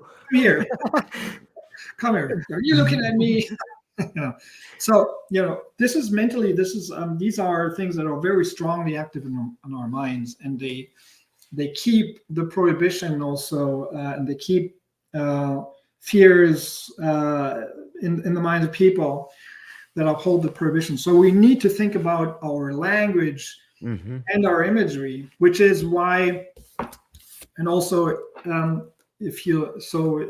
I came up with the imagery in my book Elevated, or actually in the German book that was in the predecessor for the book, because this one is the long version of a German book I published, and which became a bestseller here, which was more of a coffee table book. Yeah. You have that one? Yeah. Hi, das positive Potenzial von Cannabis. And this one, Elevated, is really brilliantly edited by Richard Raza from Hilarious Press, mostly, and really an amazing new edition where I've put 3 new articles in there, 3 new chapters, long chapters. But it also has the imagery in there, and it's really well done. I'm amazed by how well they did it, and how smart they did it. Hilarious Press is the publishing house of the daughter of Robert Anton Wilson. And of course, it's a great honor to be published alongside with Robert Anton Wilson. And but back to the imagery, I tried to show people cannabis, and my idea was to show it from a different angle. And it's an analog to the linguistic, to our linguistic conditioning. We've also, in images, we've been conditioned to, you know, when you hear cannabis or marijuana, images come up to your mind of syringes, right. Which makes no sense at all. And other kind of drug-related imagery like the leaf, and then Rastas, or people who are dying on the street or whatever, you know, all those kinds of bad associations in imagery come up, and they are repeated and repeated all over again, even in Germany now, where I remember when the medical law here came for cannabis, which is a really innovative law in 2017. The Frankfurter Allgemeine, which is one of the biggest newspapers here, had a title that was, I couldn't believe the title. It was a leaf, a cannabis leaf, but with claws. And it was titled The Green Poison.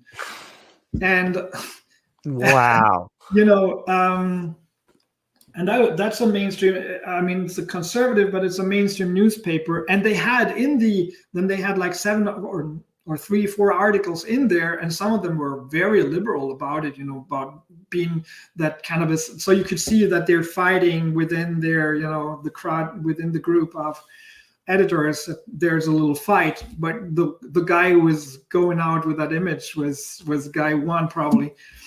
And so I thought about, how do I create images? And having worked as a creative director, I thought it must be possible to reach a wider public with a different kind of imagery, because one of my fundamental experiences was that it's not enough to have good arguments. You have to have a lot of good arguments, but that is not enough. So I came up with the imagery here.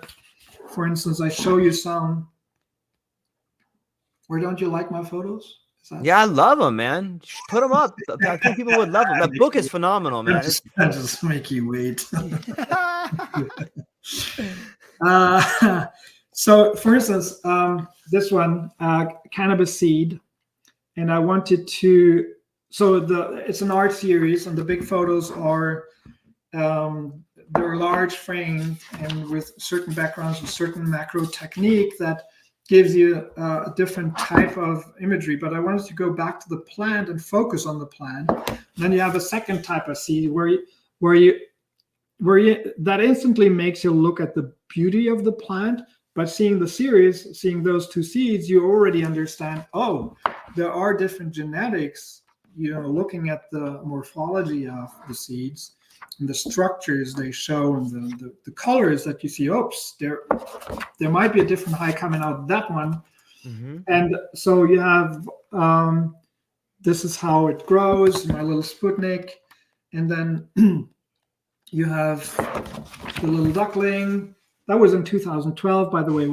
It's all backlit, so it looks a little bit more, it gives you that enhancement of color perception that you sometimes also have during a high. And it gives you more acuity and vision because of a deep focus stacking technique. And then I go through the growth stages, and then I have photos like this in it, where you take a look at the leaf, but you see that now a lot in logo design, what they did in the last decade, that you cut off the leaf and you cut off all the associations of that you have when you just show the whole leaf, and then all the other images come up. If you look at that, you have you look at the leaf and you look at the beauty, and it's a different, you're in a different realm. And then I have another leaf again where you see the morphology is different. Mm-hmm. It's a different type of leaf. It's a different type of variety. It's a different variety of cannabis, and it makes you understand on the visual level that the high might be different, and the medical effects might be different. And so here, and then I used the imagery of the flowers and also again showed how different the flowers, the tiny little flowers, can be. And as I said in a previous conversation with you, I think this also reflects my approach intellectually. One thought behind it was that usually we have the old view of cannabis that is misinformed, and it's targeted disinformation, and so you have all the bad imagery also in the language, which doesn't really reflect what the plant is. But now you also have the growers' imagery was mostly on colas and how big the colas are, how much yield they give. So even if you would look in pro-cannabis magazines, mostly it was shaped by a certain interest, namely to show not the beauty of the plant, but the beauty of the plant bringing a lot of yield to growers. And I was like, no, I want to go back from all those interests and just take a closer, more focused look at the plant and show the beauty of it. And so I think intellectually that's also what I did, because I consider my research as basic science, which is not so much only to look at the therapeutic or medical potential, even though my work has implications for that kind of use, but to look at more basically how cannabis affects the mind. And so these images, and then I get closer and closer. For instance, here, if you look at the so-called stigmas or hairs, here you see it a bit more that's not matured yet. And so you can see here one of those stigmas that looked white, and that this is one is hanging. Can you see it? Yeah. Mm-hmm. This one is hanging in a coffee shop in Amsterdam. So I sold that to collectors also. I'm still selling. If you want to have a look at the whole series, you can find it on my website. So this is a little drop of water.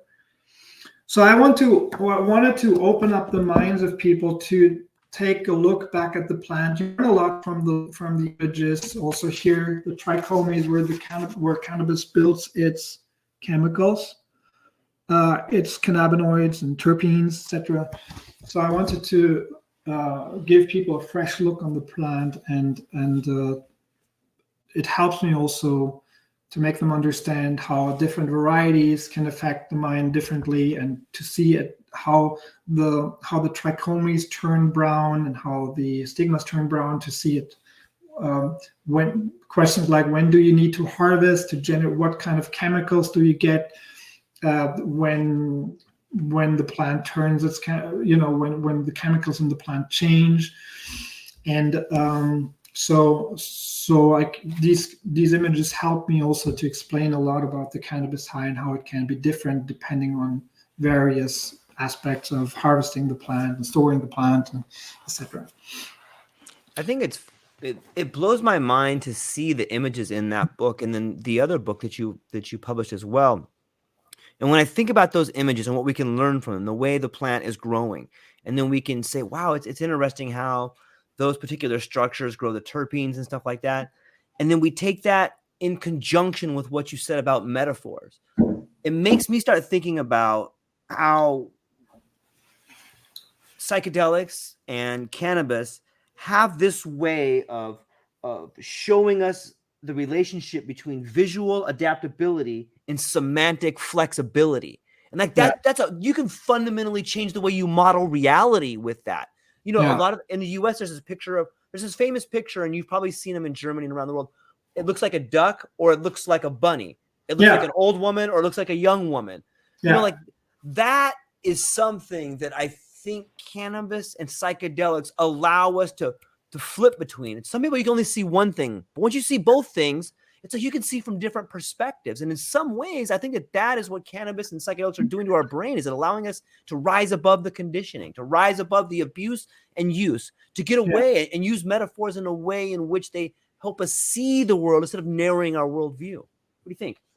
Yeah, absolutely. I think it's, and you think about the aspects I talked about before, changing your pattern recognition, but also empathic understanding and imagination. Let me put it this way. Okay. If you are able to, when you think about other people, and if you want to empathically understand other people, and this is what I've been involved in the late 90s when I went to North Carolina, and I studied with Simon Blackburn and others.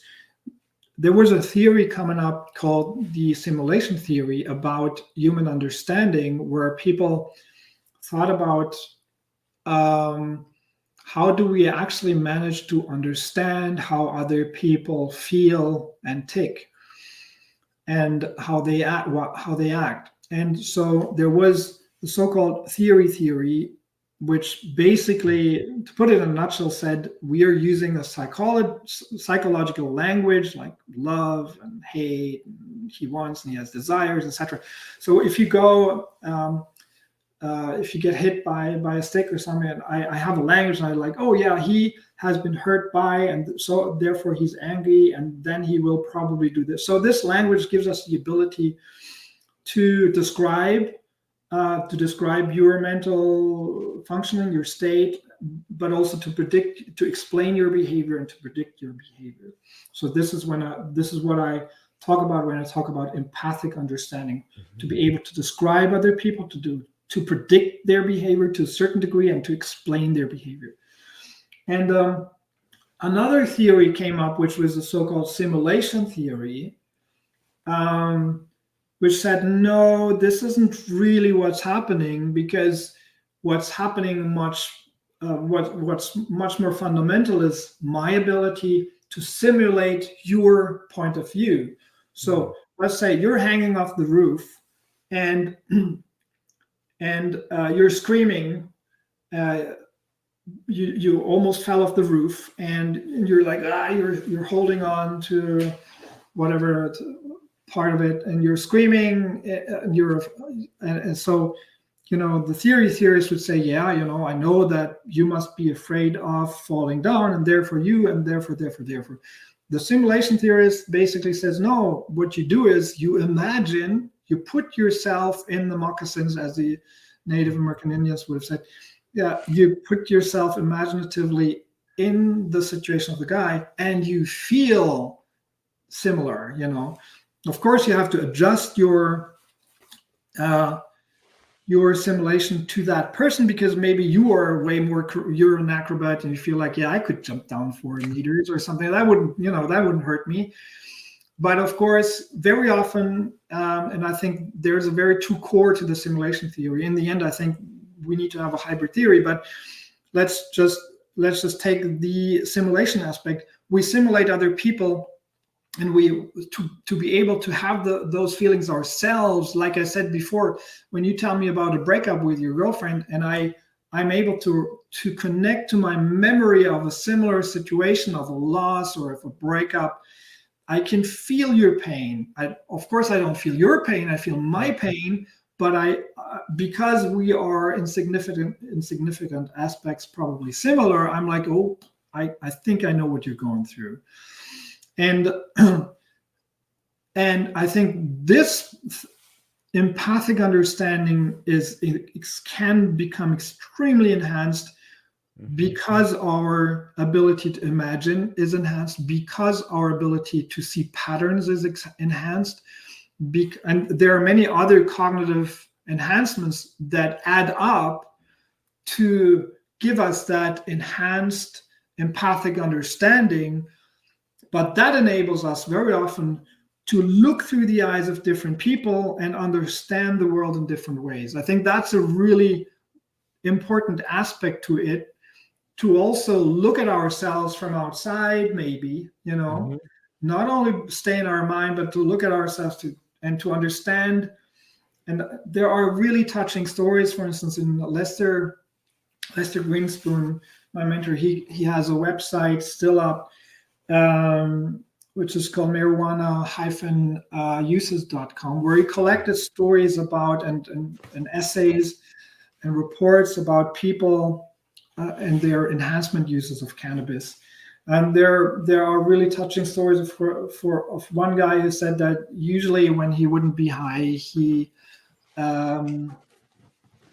wouldn't connect with his kids that well. But then one day he had he was moderately high, and he saw his, I think, 4 or 5-year-old playing on the floor, and his son said, "Hey, Daddy, look at that! There is a brilliant, beautiful reflector." So he said, usually you would have said, "Yeah, nice." But then he said, "No, I'm going down to look at what my son found," and he found that the sunlight was going through some kind of piece of glass, and he could see the whole spectrum of colors. And he was like, he felt like, for the first time, he felt like to a kid, this must feel like, jumping into a pot of gold, or it's just amazing, and so I feel like, we are able to see patterns differently, but also we are able to look through to enter different minds and to take their perspective, and this is something very, very forceful, very powerful.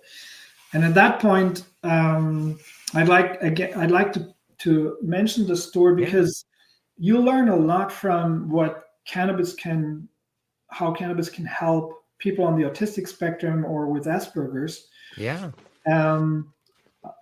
Because I had one guy who produced videos of my work, and I gave video lectures, and he said he's been diagnosed with Asperger's, and he couldn't be in a relationship without cannabis, and he feels like he can connect much better to his girlfriend. He can be in a relationship with his girlfriend only because he has cannabis. And one of the most interesting reports I ever got was after I wrote about cannabis and empathical understanding and the enhancements of empathical understanding, especially on the reports of mothers about their autistic children and how they start socially interacting during the intake of or doing a cannabis high. And so a guy wrote to me, a 20-year-old guy from New York, Arabian guy, I think from a family from Saudi Arabia. He said that's a while ago, and he said, I really want to talk to you, and you're so spot on, and I need to share my experience with you. And he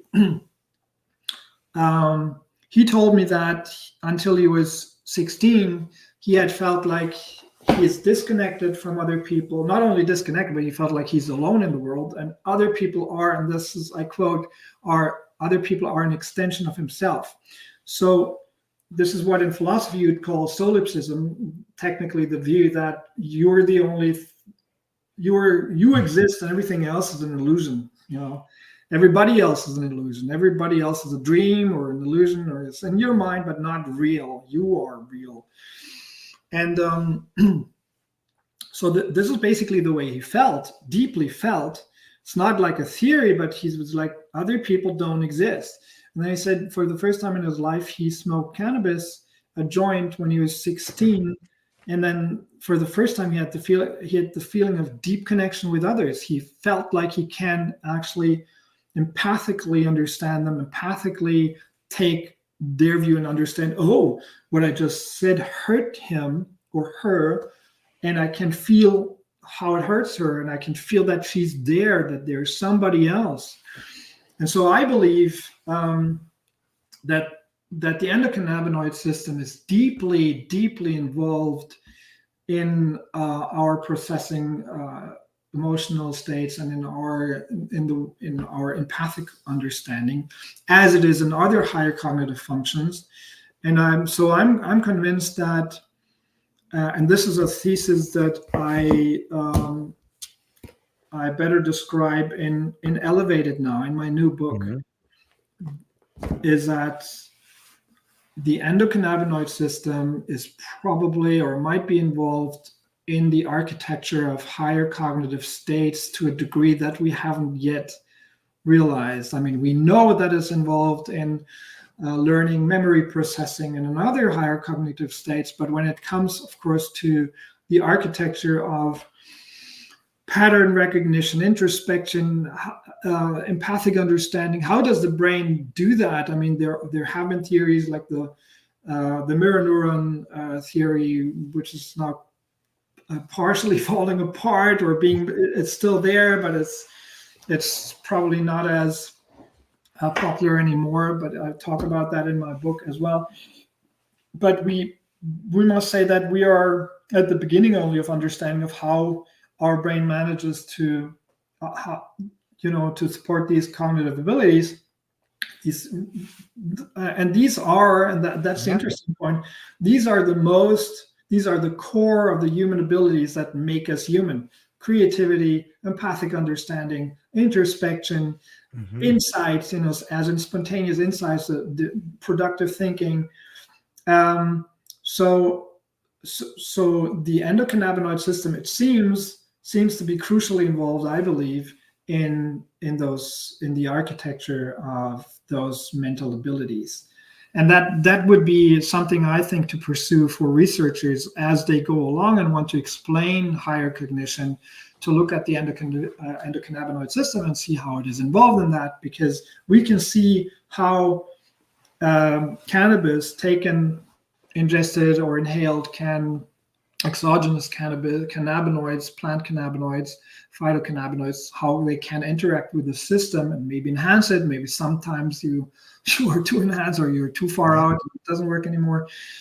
But I believe we have a strong incentive there from what we know and from maybe my research from that field, to look deeper into how endocannabinoids and how the endocannabinoid system is involved in supporting those functions. It's mind-blowing to me. And in some ways, like I'm beginning to see this thing take shape, where if you look at the thesis that you wrote in 2002, and it talked about higher level functioning on some level, you have this theory about we're going to look back on folk psychology in a certain way. Might it be that we use the endocannabinoid system to start making some of that architecture? In some ways, like I see some of the research you're doing now is echoing back to the very foundation that you wrote when you were interesting. In your research on cannabis high, have you encountered philosophical questions about altered states of consciousness and their implications for our understanding of reality and the self? Yeah, absolutely. Yeah, and that's a real good question. Here's one. I think I also came to a deeper understanding of human nature because being a philosopher, you are very much so, especially in that type of philosophy that I was dealing in, analytic philosophy of mind. You come from a very rational, logical perspective, and you're trying. I mean, that is something that started in Austria and Germany in the 30s. The analytic philosophy of language, which was an attempt to set a very strong foundation for philosophy itself, because people like philosophers like Wittgenstein, Rudolf Carnap, said that we want to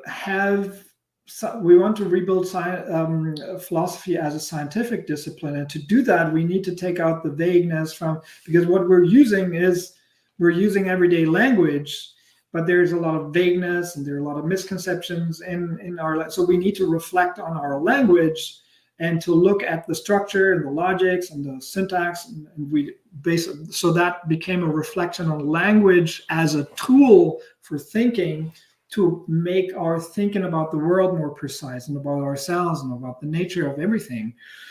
So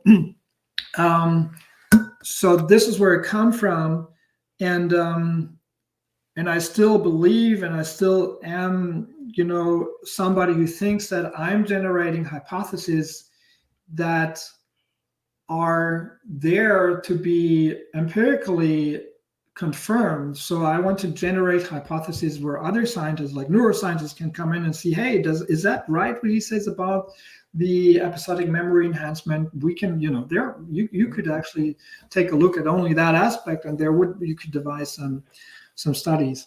So I come from a very rational perspective and from a very rational scientific discipline, but there is something that I call the rational reconstruction era of the self. What is that? That is when we think about and describe ourselves, we think from a state of consciousness that is rational and, rational decision making, logical thinking, very language oriented. But that's not who we are. Who we are is defined by conscious states being modulated by the brain itself into states that are completely weird, like dreaming.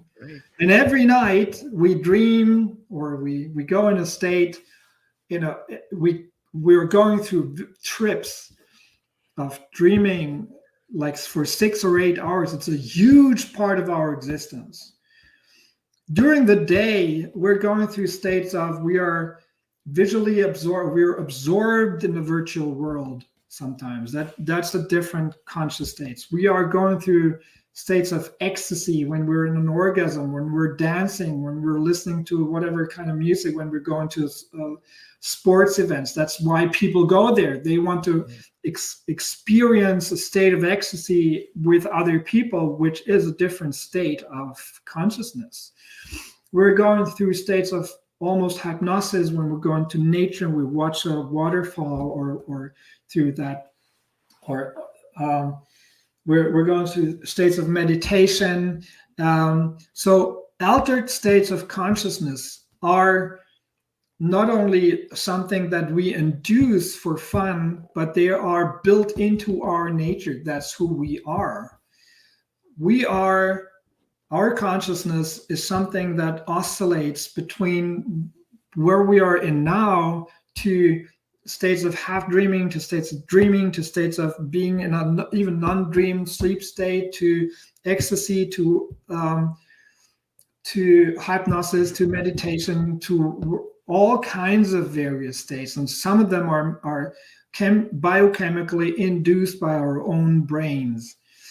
So, for instance, and that is when I was studying still, I was asked if I could give a lecture or if I could comment on a lecture by an American philosopher, Owen Flanagan, that was at Duke University, who was talking about whether dreams would have do dreams have a function, evolutionary speaking, not only personally speaking. We could say dreams, or the fact that we are dreaming and that we have experience during dreaming, might be personally important to us because we find out things about our subconsciousness. But do they have an evolutionary advantage, or are they just happening for some reason that doesn't really is advantageous?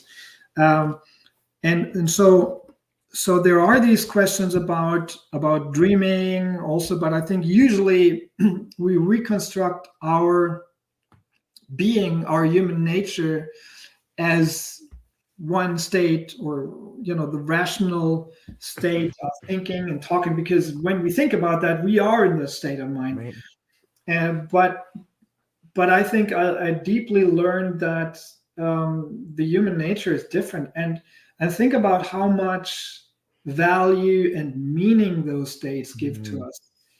Ecstasy, orgasm, hypnosis, or induced states, trance states of dancing, being in a trance state of dancing between ecstasy and like a trance where you are not verbally thinking anymore, but just like maybe moving with people.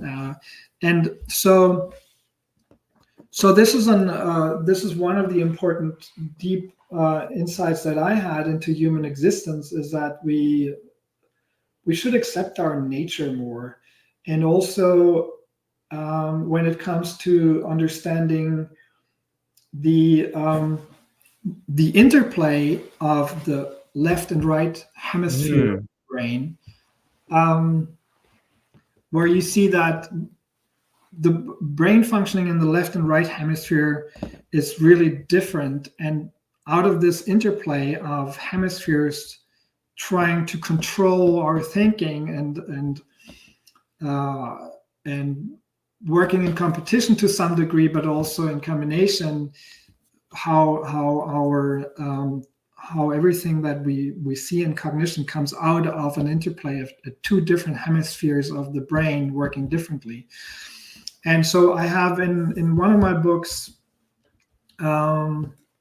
this is in What Hashish Did to Walter Benjamin, which is a book which is not only about how cannabis can affect your mind individually, but also about how cannabis has affected societies as a whole through the ideas of people like Walter Benjamin or Carl Sagan or others, or Louis Armstrong.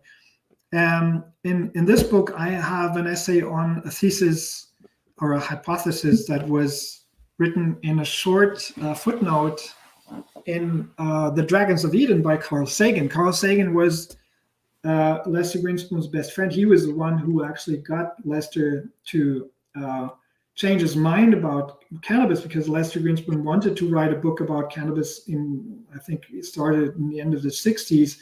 And he was really, as a Harvard professor, associate professor for psychiatry, he was concerned about the use of cannabis and psychedelics at that time, and he was concerned about young people, getting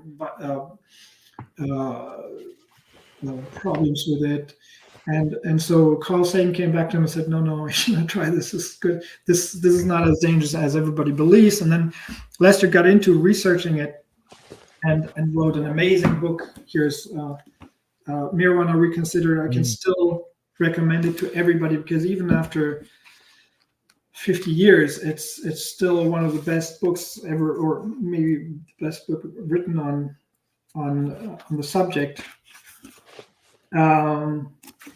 With his dedication, I'm really proud of him he gave it to me when I visited him in his home in Auburndale in 2016, and where was I? We were talking. Yeah, Carl Sagan's thesis. I'm thinking of Lester. It's always it's really a loss to me because I still hear his voice very often because we had so many conversations over years, and he became such a dear friend to me. So, but his friend Carl Sagan, many people don't know that, but he used cannabis very often, and he used it to generate ideas for his public lectures and for his work.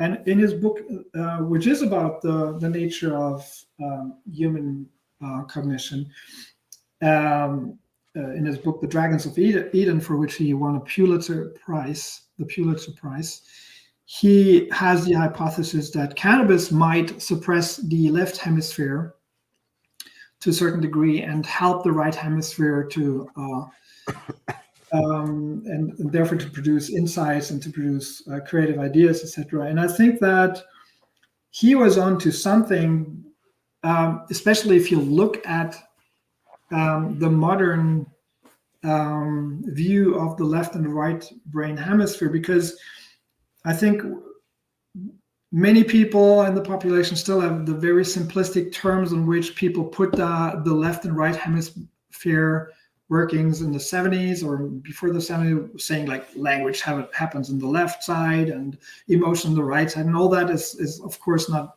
correct. But what is correct is that the right hemisphere, and we know that from a lot of patients with certain brain damages, etc., and from the work of Sperry and others.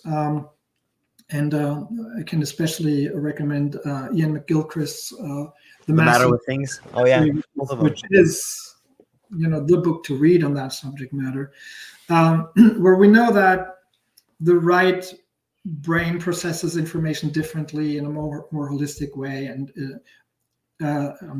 abilities like empathic understanding and imagery and imagination and episodic memory, etc., are more to be found being processed on a certain level. It's not just separated, but it's the aspects of irony, etc., and creativity are more to be found there.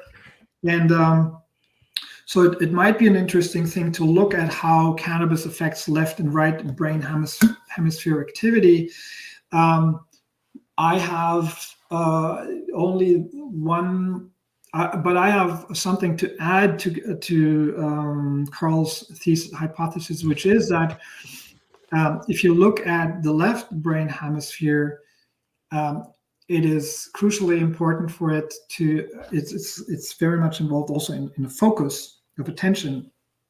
So this is a very beautiful way in which Ian McGilchrist describes how our cognition works on the level of attention. When you have a hen picking for seeds for food, the left hemisphere is more there to control in a restricted visual field the picking and the motor control. So it keeps you in that field and gives you the precision to do that. But the right brain hemisphere is where in your peripheral vision you might the animal might see a flying predator or a fox, and then the right brain hemisphere interferes with that obsessive, picking and says, "Hey, stop it! There's something you need to run away from." And you understand that there you have to have two competing systems. The one controls that you stay there and you have a very close focus, and the other one says, no, wait, here is another signal. This is getting too strong. The fox, there's a pair of eyes there. You should run. This is staring at you. That's not good. So competing systems, and the output is something that helps you to survive. But I think when it comes to cannabis, you have to also consider that it also gives you hyperfocus. So this is something where I think yes, many and most of the cognitive abilities that I've quoted before, introspection, empathic understanding, pattern recognition, those are very much more right hemisphere based. But when it comes to focus, this seems to be something that cannabis can also do. And this is more left hemisphere based. I looked into the studies, I looked into what's there, but that's a while ago when it comes to right and left hemisphere processing and cannabis or the endocannabinoid system. But so far, I couldn't find enough evidence for either. There's not a lot. So I think this is still a hypothesis that's very interesting, and to look into how the endocannabinoid system is involved, and or if it's hemispherically different, or what's going on there. But I think Carl Sagan was onto something. And if you look at Carl Sagan's research that he had done at that point, I mean, he was on the level. He was, even though he didn't come from that academic field, he had read everything that was really basically the state of the art of knowledge at that point about the left and the right brain hemisphere and about human cognition in evolutionary terms. So it was an interesting thesis at that point already, and very informed thesis, because he knew that kind of research, and he, being the smart guy he already had experiences with cannabis. So this was one where he was talking about that, and of course he wrote an essay which I highly recommend to everybody, which was called Mr. X, because he still published that anonymously in Lester's book Marijuana Reconsidered. You find it online, I think it's published, where he also talks about pattern recognition and other cognitive enhancements. An amazing, one of the best essays on the subject matter. So Carl Sagan, really interesting point in case when it comes to enhancement uses in the States. He's like the one to look at for many Americans. In Germany, this has been translated really late, is the work of Walter Benjamin, the philosopher, the story that I tell also, and in my book, because Benjamin, I mean, if we look at what Sagan did and also how cannabis inspired him, and then he was responsible for the message of humanity, to go out with Voyager out of the solar system, you can see how maybe cannabis ideas and maybe cannabis affected, what humanity signaled to other aliens. I mean, think about that. If there's some out there, and Walter Benjamin, for instance, to just go back to the matter of, or to the subject of how the enhancements of cannabis may have brought ideas or may have helped creative luminaries, and how that affected their societies. Think about Paul McCartney, who said that the Beatles would have never made the music they made without their LSD or cannabis experiences. He literally said that in a quotation. And think about John Lennon's song Imagine, how he, how that affected humanity, how the Beatles had an effect on humanity and on societies.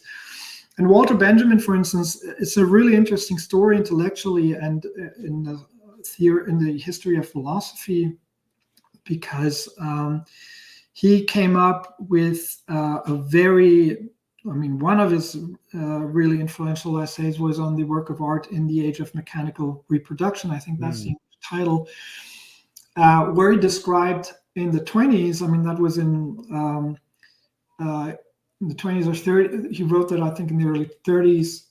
I have to look that up, but he experimented with cannabis in the late 20s, and he wrote protocols about those and experiments, and he also described a lot of, or most of the enhancements that I describe, and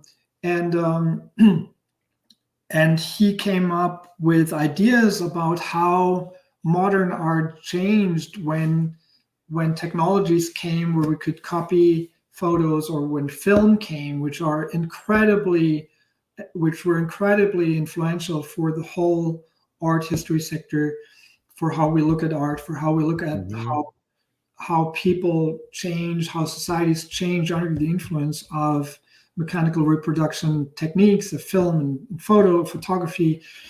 And these are, I argue in my book, what Hashish did to Walter Benjamin, which is a collection of essays, not only on Benjamin, but I argue that this had a huge impact on how we think about art today, and it had a direct impact on society. And then there's, for instance, I have another essay on the early evolution of jazz, with jazz musicians like Louis Armstrong and basically all others, not all others, but many others using cannabis, and how that probably had an impact on the lives of people, on their work, and like on the background of my research.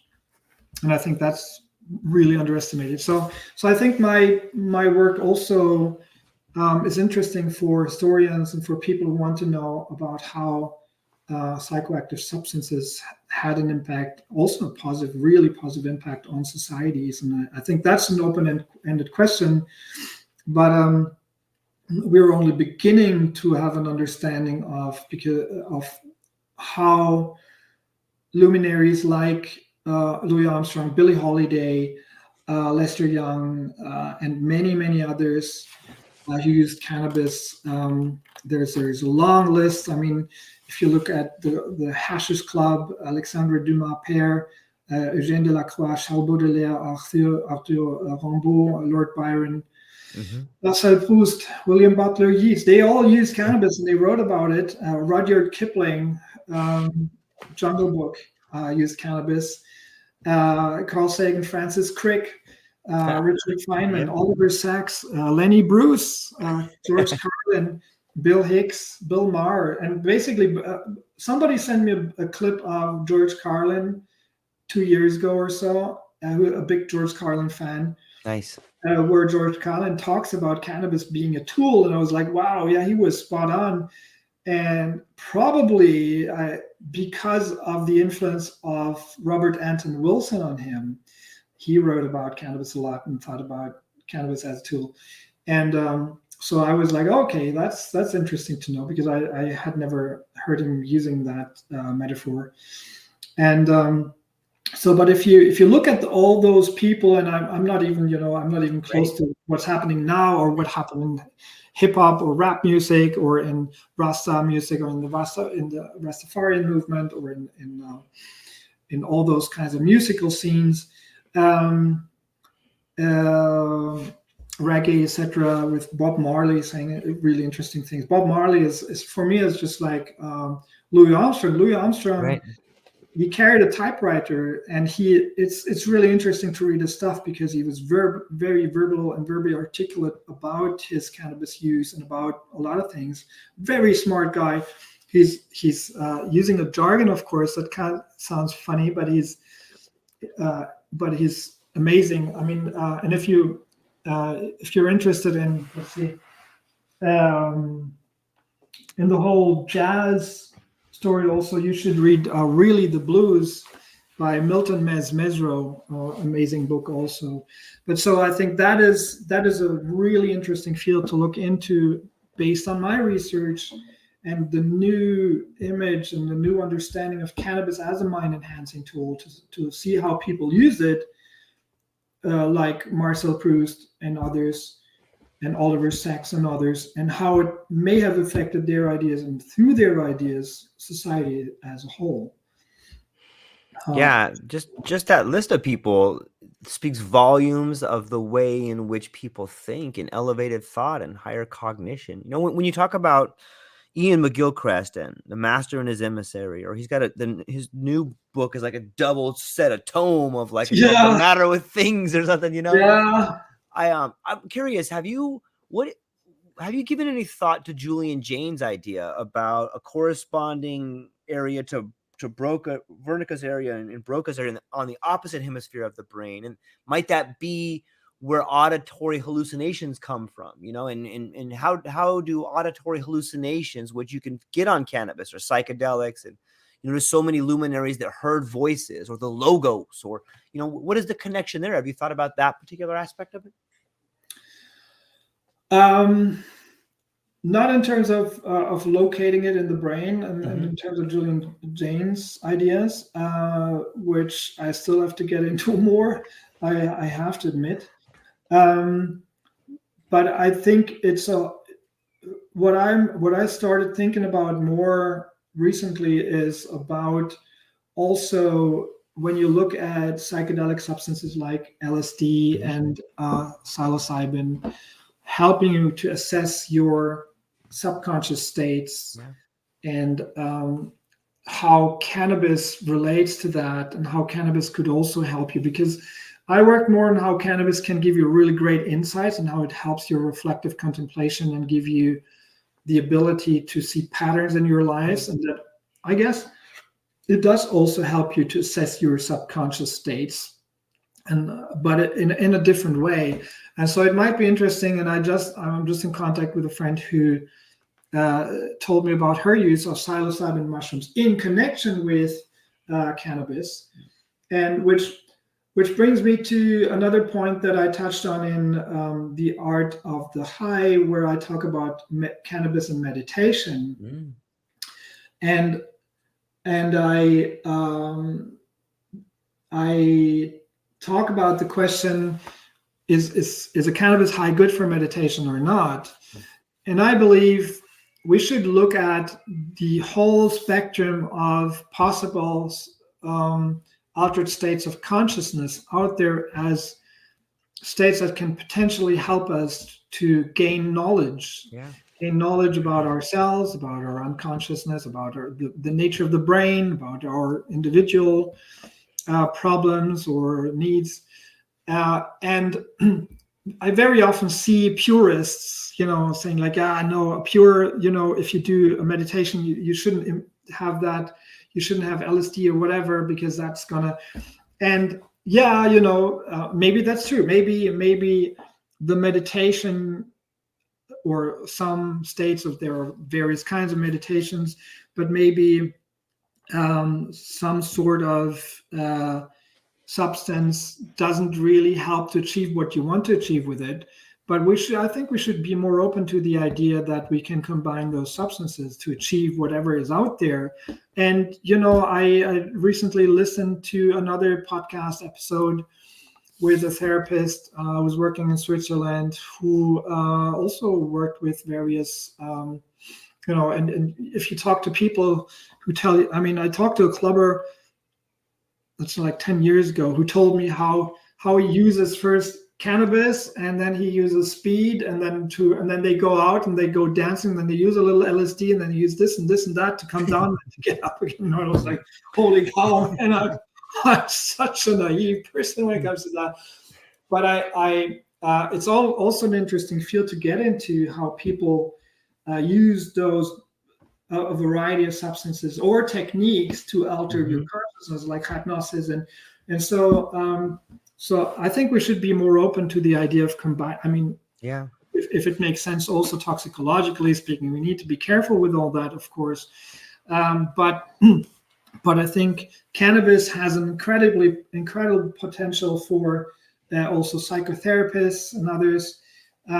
And of course, microdosing LSD could be, you can think about how to combine LSD with MDMA, etc., and other states to achieve what you want to achieve for certain purposes. And I think people are out there now who are exploring that realm.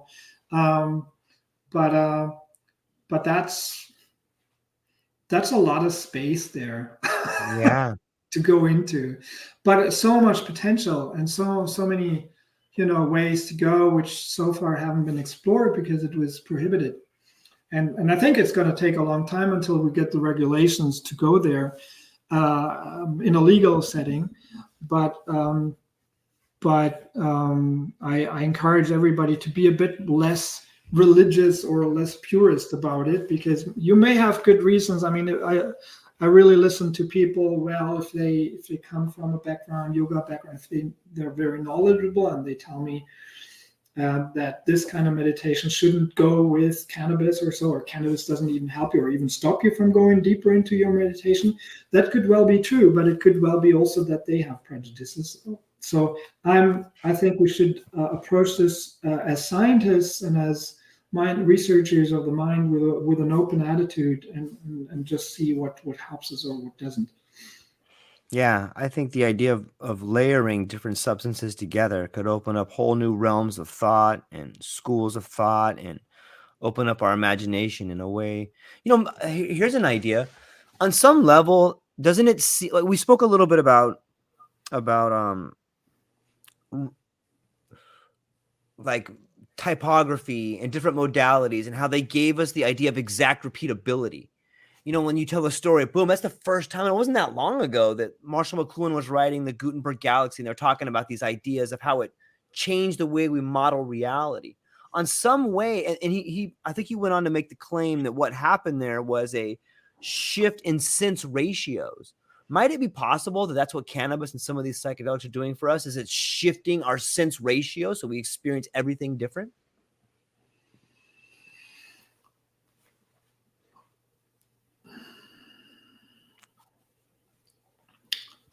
I love it. Really good question. I just wonder. You know what I just wondered about is was that somebody who's never tried any of those substances sits there and he's like, "Oh my God, I smoke a joint and everything is going to be different," and I'm going to see like the birds are going to look like a Dracula or something, and clouds are going to be like green, and no, I don't want that. Yeah, so. There's this kind of vagueness in your question. Totally. Yeah, I believe that it will not change hopefully it doesn't change your sensory systems in a way that you are not able to orient yourself in the real world anymore. But yes, it might give you at least I can say that it might give you insights. Yes. For instance, about yourself, and this is something people report all the time, that they say, I had an insight into the world, into myself, into other people, the nature of how other people function, that changed my perception of others, of myself forever. Mm-hmm. Yeah. And of course, we know that psychedelics and cannabis can be very powerful substances to change, for instance, to get you out of depression, for instance. Some people have various anxiety, depression disorders, and they take cannabis or they take LSD, and then suddenly they are like, okay, that's done. I'm over it. Some of them went through years and years and years of therapies, and they couldn't go there. And so, yeah, it can change it can change everything for you. But having said that, it doesn't mean that you take LSD and you're going to come back to functioning in the real world. That's hopefully not the case. Yeah, without a doubt, there's always risks. And when I mean shifting your sense ratio, I had a chat with our friend ChatGPT on this exact idea, and I had asked the large language model, what would the world look like if humankind were to have a subtle shift in the ratio in which they comprehend information? And what it gave back to me was this long list of like empathy and compassion, and obviously it was just like a hypothetical, but the way it sent it back to me is like, wow, I feel like that's what's happening in my life a little bit. Maybe my relationship with cannabis and psychedelics has on some level, or maybe it's the great conversations with people like you, but it's allowed me to have that perspective change and see the patterns in nature that are happening in my life. And you get like this grand sense. I'll give you an example. I have this vine that climbs up a tree. And isn't it interesting that vine knows to produce a fruit that drops at a 47-degree angle on August 3rd at 3:37 p.m.?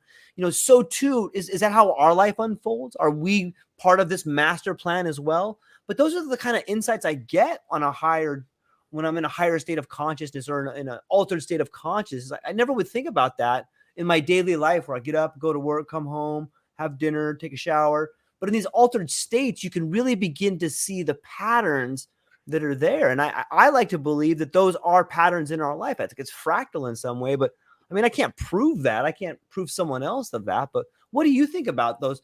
Like we spoke a little bit about pattern recognition, but that's what I mean by the shift in ratios, I guess. Yeah. I do think that, for instance, I give an example with imagination. During early highs, I had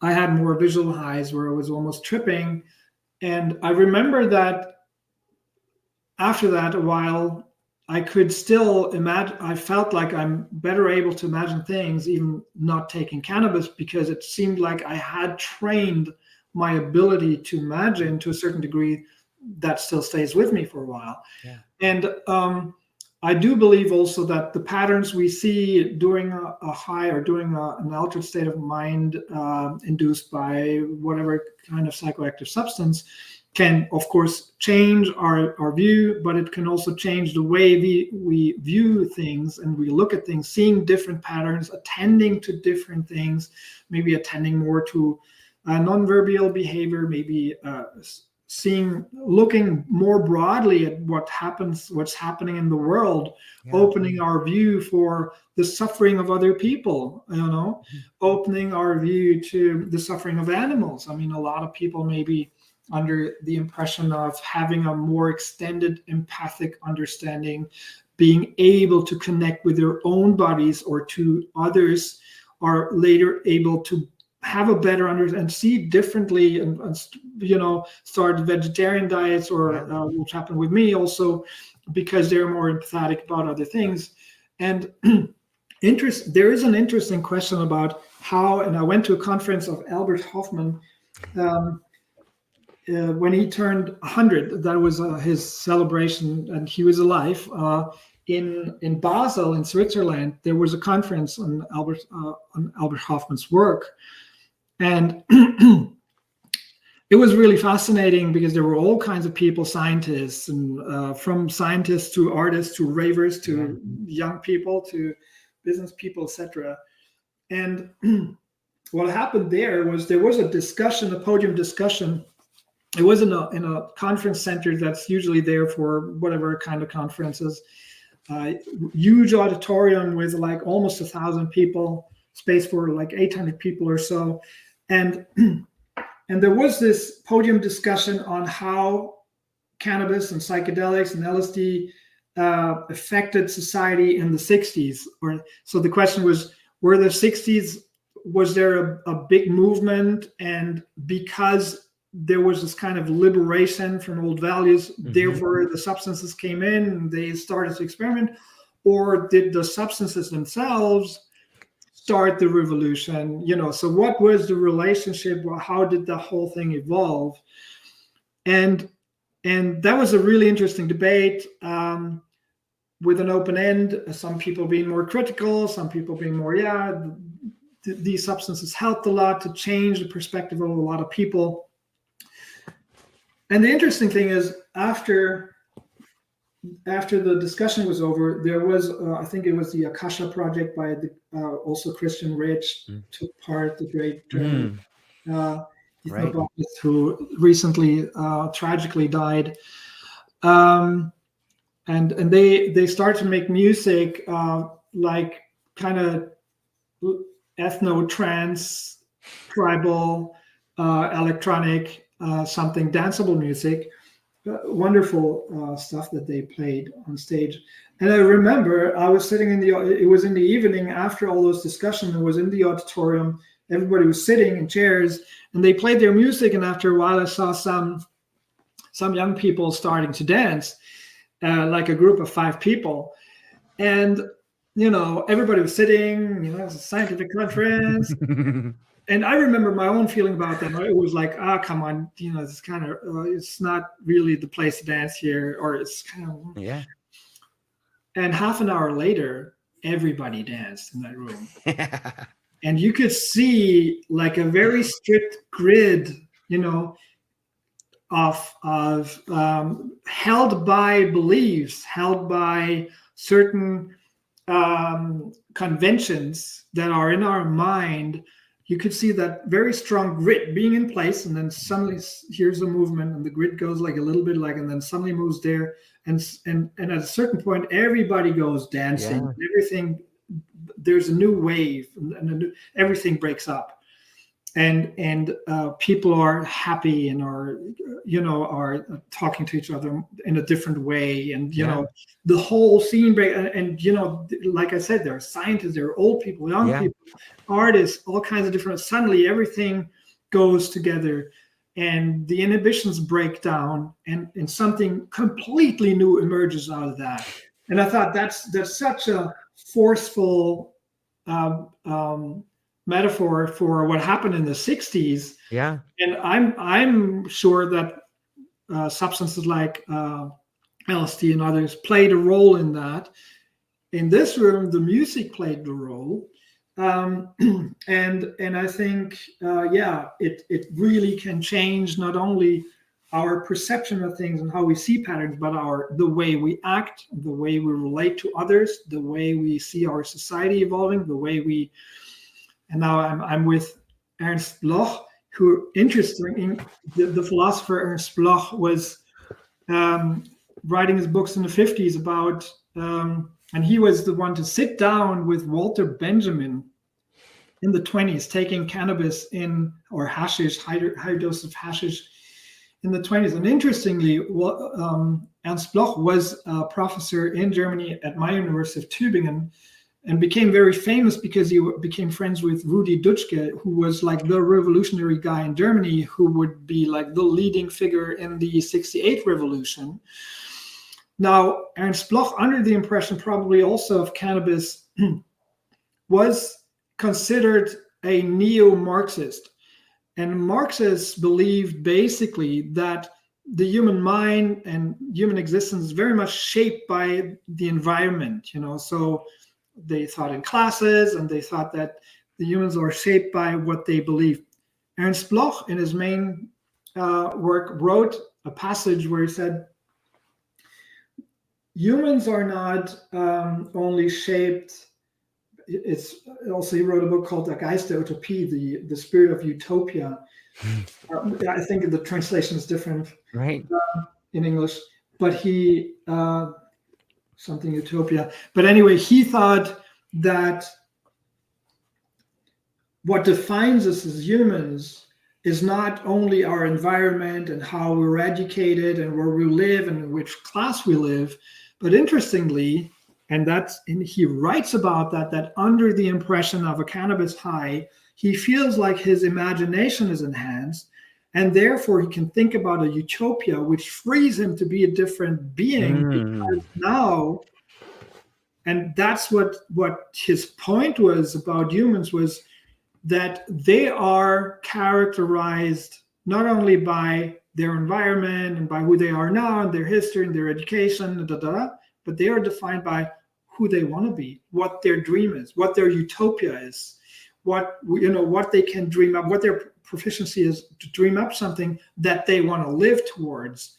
And this is something also, that inspired the whole generation.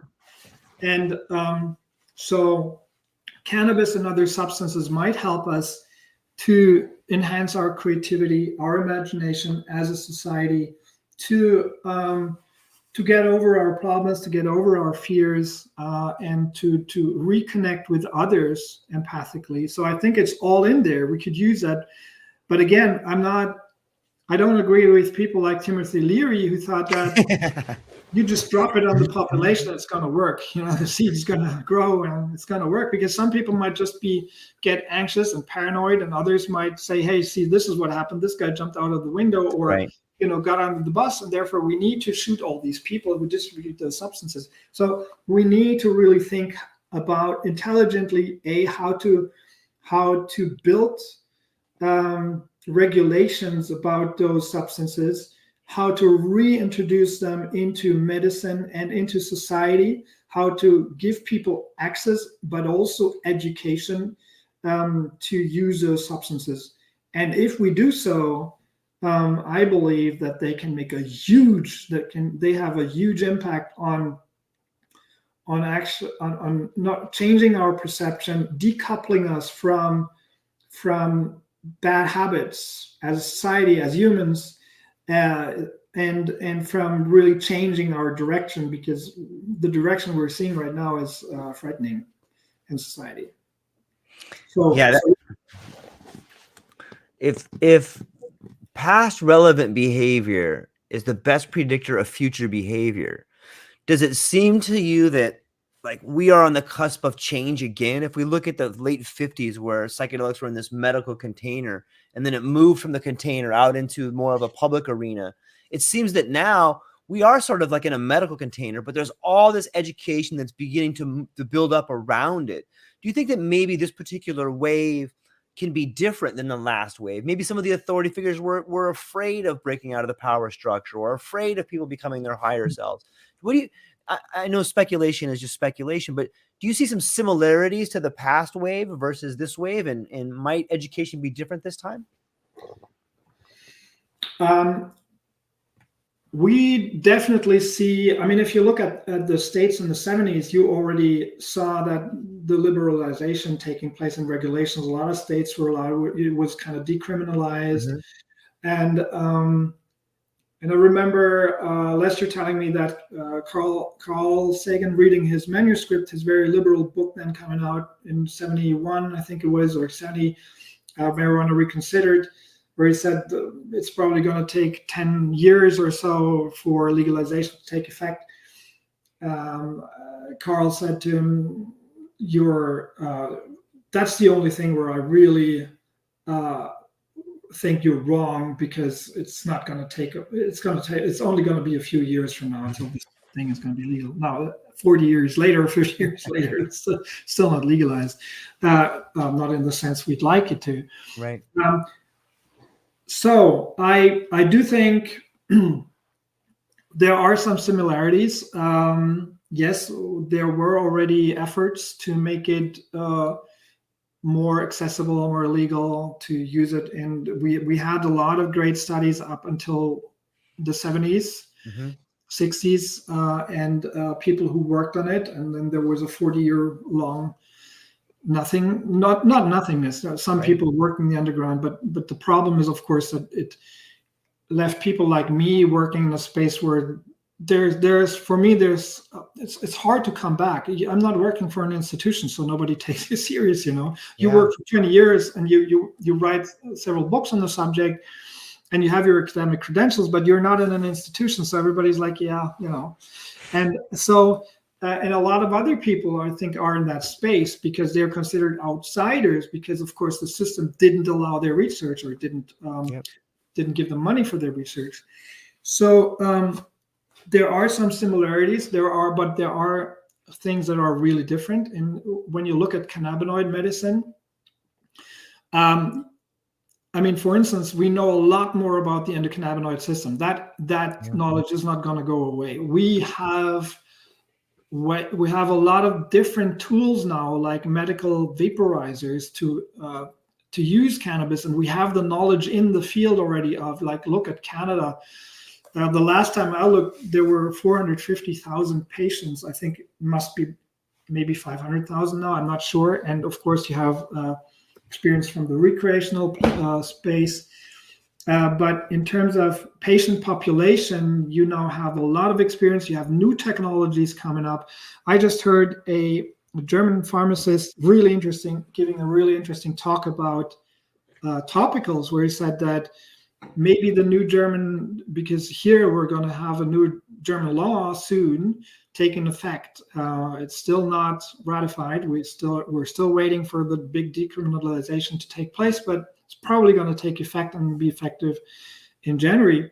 And he said, once that happens, maybe we get closer to being able to explore how topicals work, because, for instance, we know that the endocannabinoid system is active in all 5 layers of the skin, functional layers. And one of the problems right now is that for CBD topicals or THC topicals to enter the skin and to get to the deepest layer, which is important for instance, nociception or for pain, treatment or for anti-inflammatory for an anti-inflammatory effect. People with arthritis or other things. So maybe you can come up with formulations that have transporter molecules that bring the cannabinoids deeper into those layers. And so you can see how technologically we have evolved from the 70s. We have gained a lot of knowledge in medicine.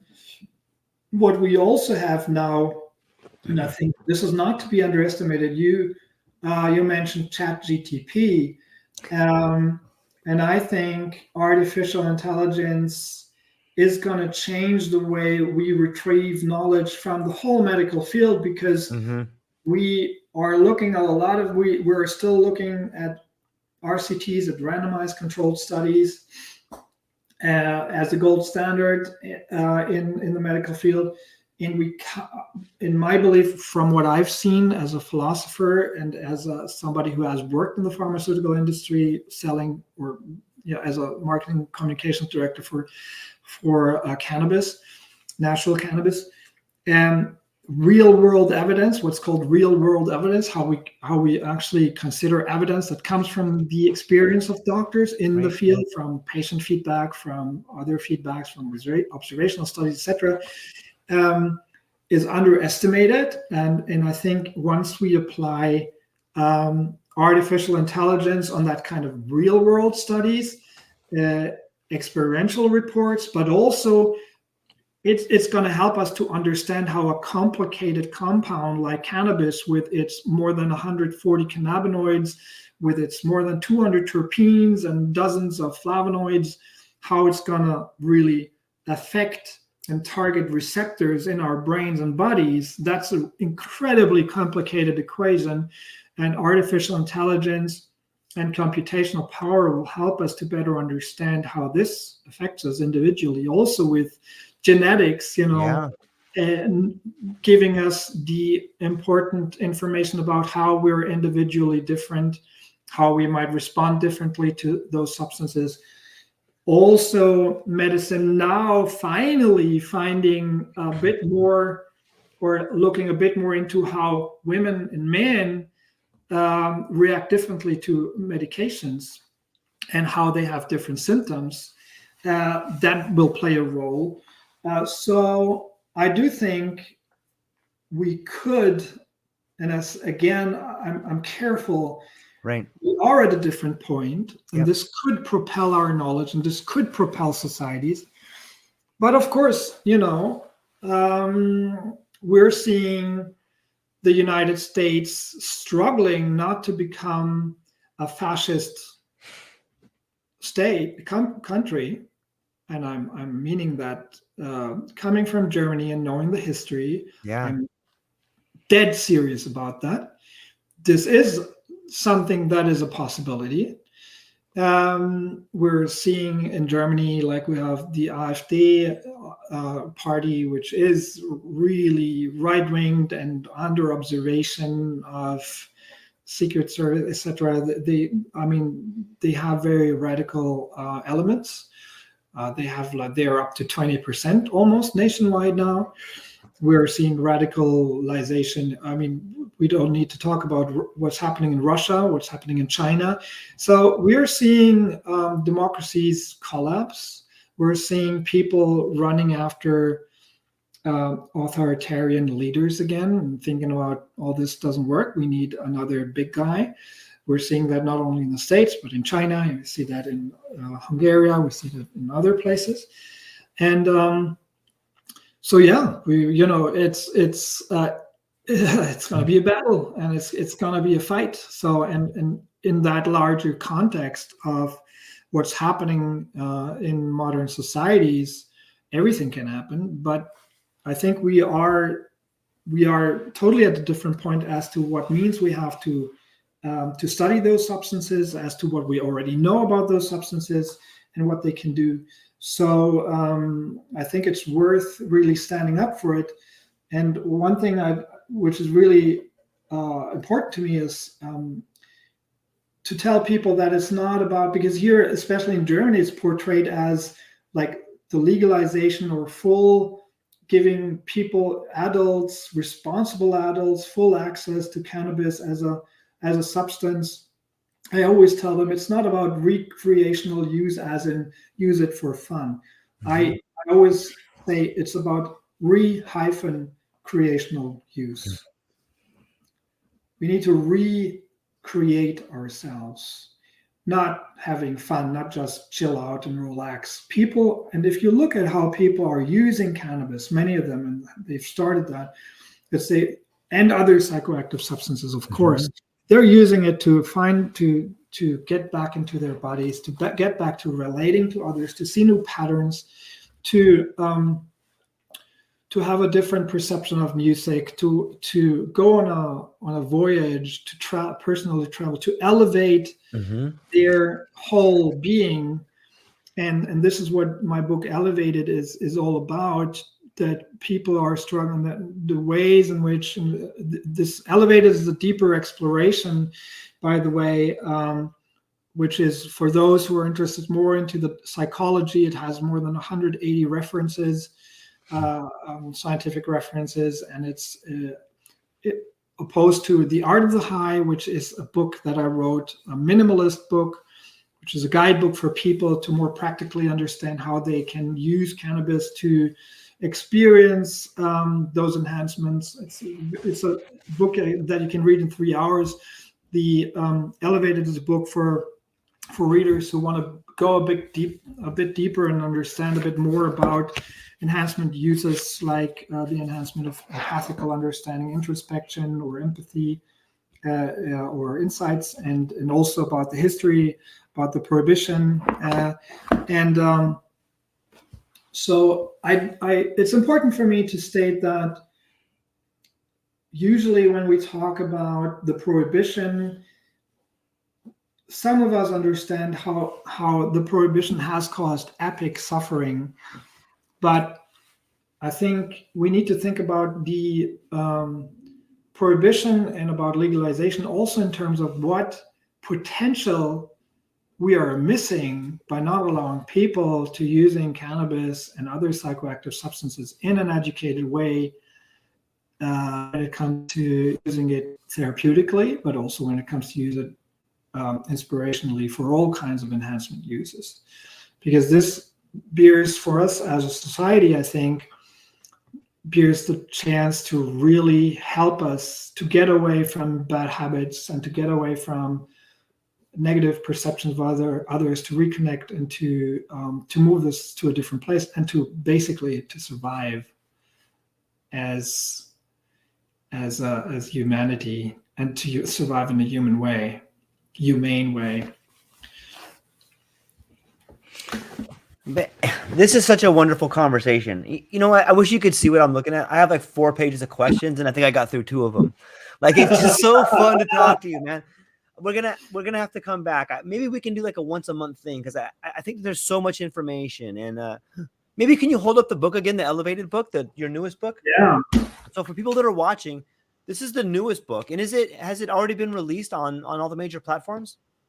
Yeah, I guess so. And you can go through Hilardas Press, the website, or you can go on my website, which is Sebastián Marincolo, in one word, .de, and then you find the links to other places. And it's been released this summer. And like I said, it's a marvelous edition, and I'm really happy that Hilardas Press put so much work in it, because especially Richard Raza and my agent Michael Johnson, who brought me to that. It was basically a fun story, because this was one of my readers. He read my book, What Hashish Did to Walter Benjamin, in the States. He's a really great guy, Michael Johnson, and lovely guy. And he wrote to me, and he said that he just wanted to express that this is an amazing book, etc. And then I told him, hey, and that he encouraged me to publish that in the States, or to find a publishing house. And then we talked. We went back and forth in our conversation, and I said to him, hey, if you find me a publisher, I'm going to make you my agent. And That's awesome. he tried a few, and then he's friends with Richard Raza, and he brought me to Hilaritas Press. And when Richard Raza from Hilaritas Press, who was a friend of Robert Anton Wilson, when he received the message from Michael Johnson, he said that he just put one of my quotes in one of the new editions of Robert Anton Wilson's books. And I'm not sure, but I think it was this quote, which is in The Art of the High, where I say, a marijuana high can enhance core human mental abilities. It can help you to focus, to remember, to see new patterns, to imagine, to be creative, to introspect, to empathically understand others, and to come to deep insights. If you don't find this amazing, you have lost your sense of wonder, which, by the way, is something the high can bring back too. So yeah, and he had just put that in the book and said, "Oh, that guy Marincolo, yeah, that sounds interesting." So that worked on that. And yeah, I'm really happy because I had to self-publish some books, or 2 books, and self-publishing isn't fun, and it's always great to have an editor, especially such a great editor at it, and people giving you responses and on your writing, and to be blessed with such an environment. And so I also encourage people to take a look at Hilaritas Press and at the work of Robert Anton Wilson. I am very ashamed to say that it took me a while to discover it, because my readers came back to me and said, you need to read Robert Anton Wilson. But I think I was a bit a victim of the public image, or a widespread image of Robert Anton Wilson here in Germany, because he made an impact. He had an impact here. But I think people looking at the Illuminati series, they kind of looked at him as not having, because he was a letter editor for Playboy, and then he got all those conspiracy theories, and he made those. He in his books he talked about them, but of course he was aware of them, and he was smart enough to play with all that in the Illuminati series. But I think he was a bit more considered here as a conspiracy theory, whatever, not. And so I was like, do I really want to, And I recently read his Ishtar Rising book, which was originally called The Book of the Breast. And it's just, and other things, other books by him. And it's just amazing to see the density of ideas, so I highly encourage everybody to not read my book, Elevated. Forget about it. It's not even worth it. No, but seriously, take a look. Go to Hilaritas Press, to the website, and if you, after looking at Robert Anton Wilson books, you don't find anything, then still you might want to consider reading Elevated. But yeah. Because these are beautiful editions, new editions of his books. He also published 2 books with Timothy Leary. So, and he was amazing, not only amazingly smart, but if you look at, for instance, his The Book of the Breast, or Ishtar Rising, he was given the task to make a book on breasts from the Playboy magazine, and he wrote this is like a very early feminist manifesto, in a way, where he talks about breastfeeding and how it affected societies to suppress breastfeeding, and how to go through various what kind of personalities came out of that, and how it influenced whole societies. Unbelievable insights, and incredibly informed, and it's really interesting to see his sources and where he got his information from. And I think both, if I can compare myself to his approach, because I didn't know his approach when I was doing that, is we're both very guerrilla in the way we looked at our sources and where we took our information from. So I found a lot of parallels in our approaches and thinking.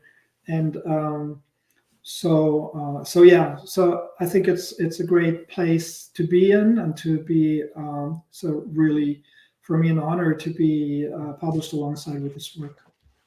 Yeah, and I would say that you echo those sentiments with an incredible list of insights and a unique way of looking at the world, and an incredible vast drawer of knowledge that you have that strings everything together. It's amazing. And people should get a certificate. If they read all your books, you should send them a certificate in some sort of, so it should be a class, man. There's so much in there. But you're officially a nut now. A drug nut. know this. Well, Dr. Sebastian, this has been Thank amazing. you. I really, really appreciate it. And I'm going to talk to you briefly afterwards, but to the people watching and listening to this, I hope you had as much fun and you are as stoked about it as I am. And I would encourage everybody listening or watching to pick up the book, pick up all of them, whether it's the book about photography, whether it is the new book Elevated, or you can't go wrong. I think you'll come away with a whole new understanding and perspective. It's kind of like, being in an altered state of consciousness just by reading them. So ladies and gentlemen, go down to the show notes, check out Dr. Sebastian, and that's all we got for today. One more time, where can people find you at, Sebastian? It's sebastianmarincolo.de is my website. Sebastian Marincolo with C, the Marincolo. Nice. Okay, ladies and gentlemen, that's all we got for today. I hope you have a beautiful day. Aloha. Thank you.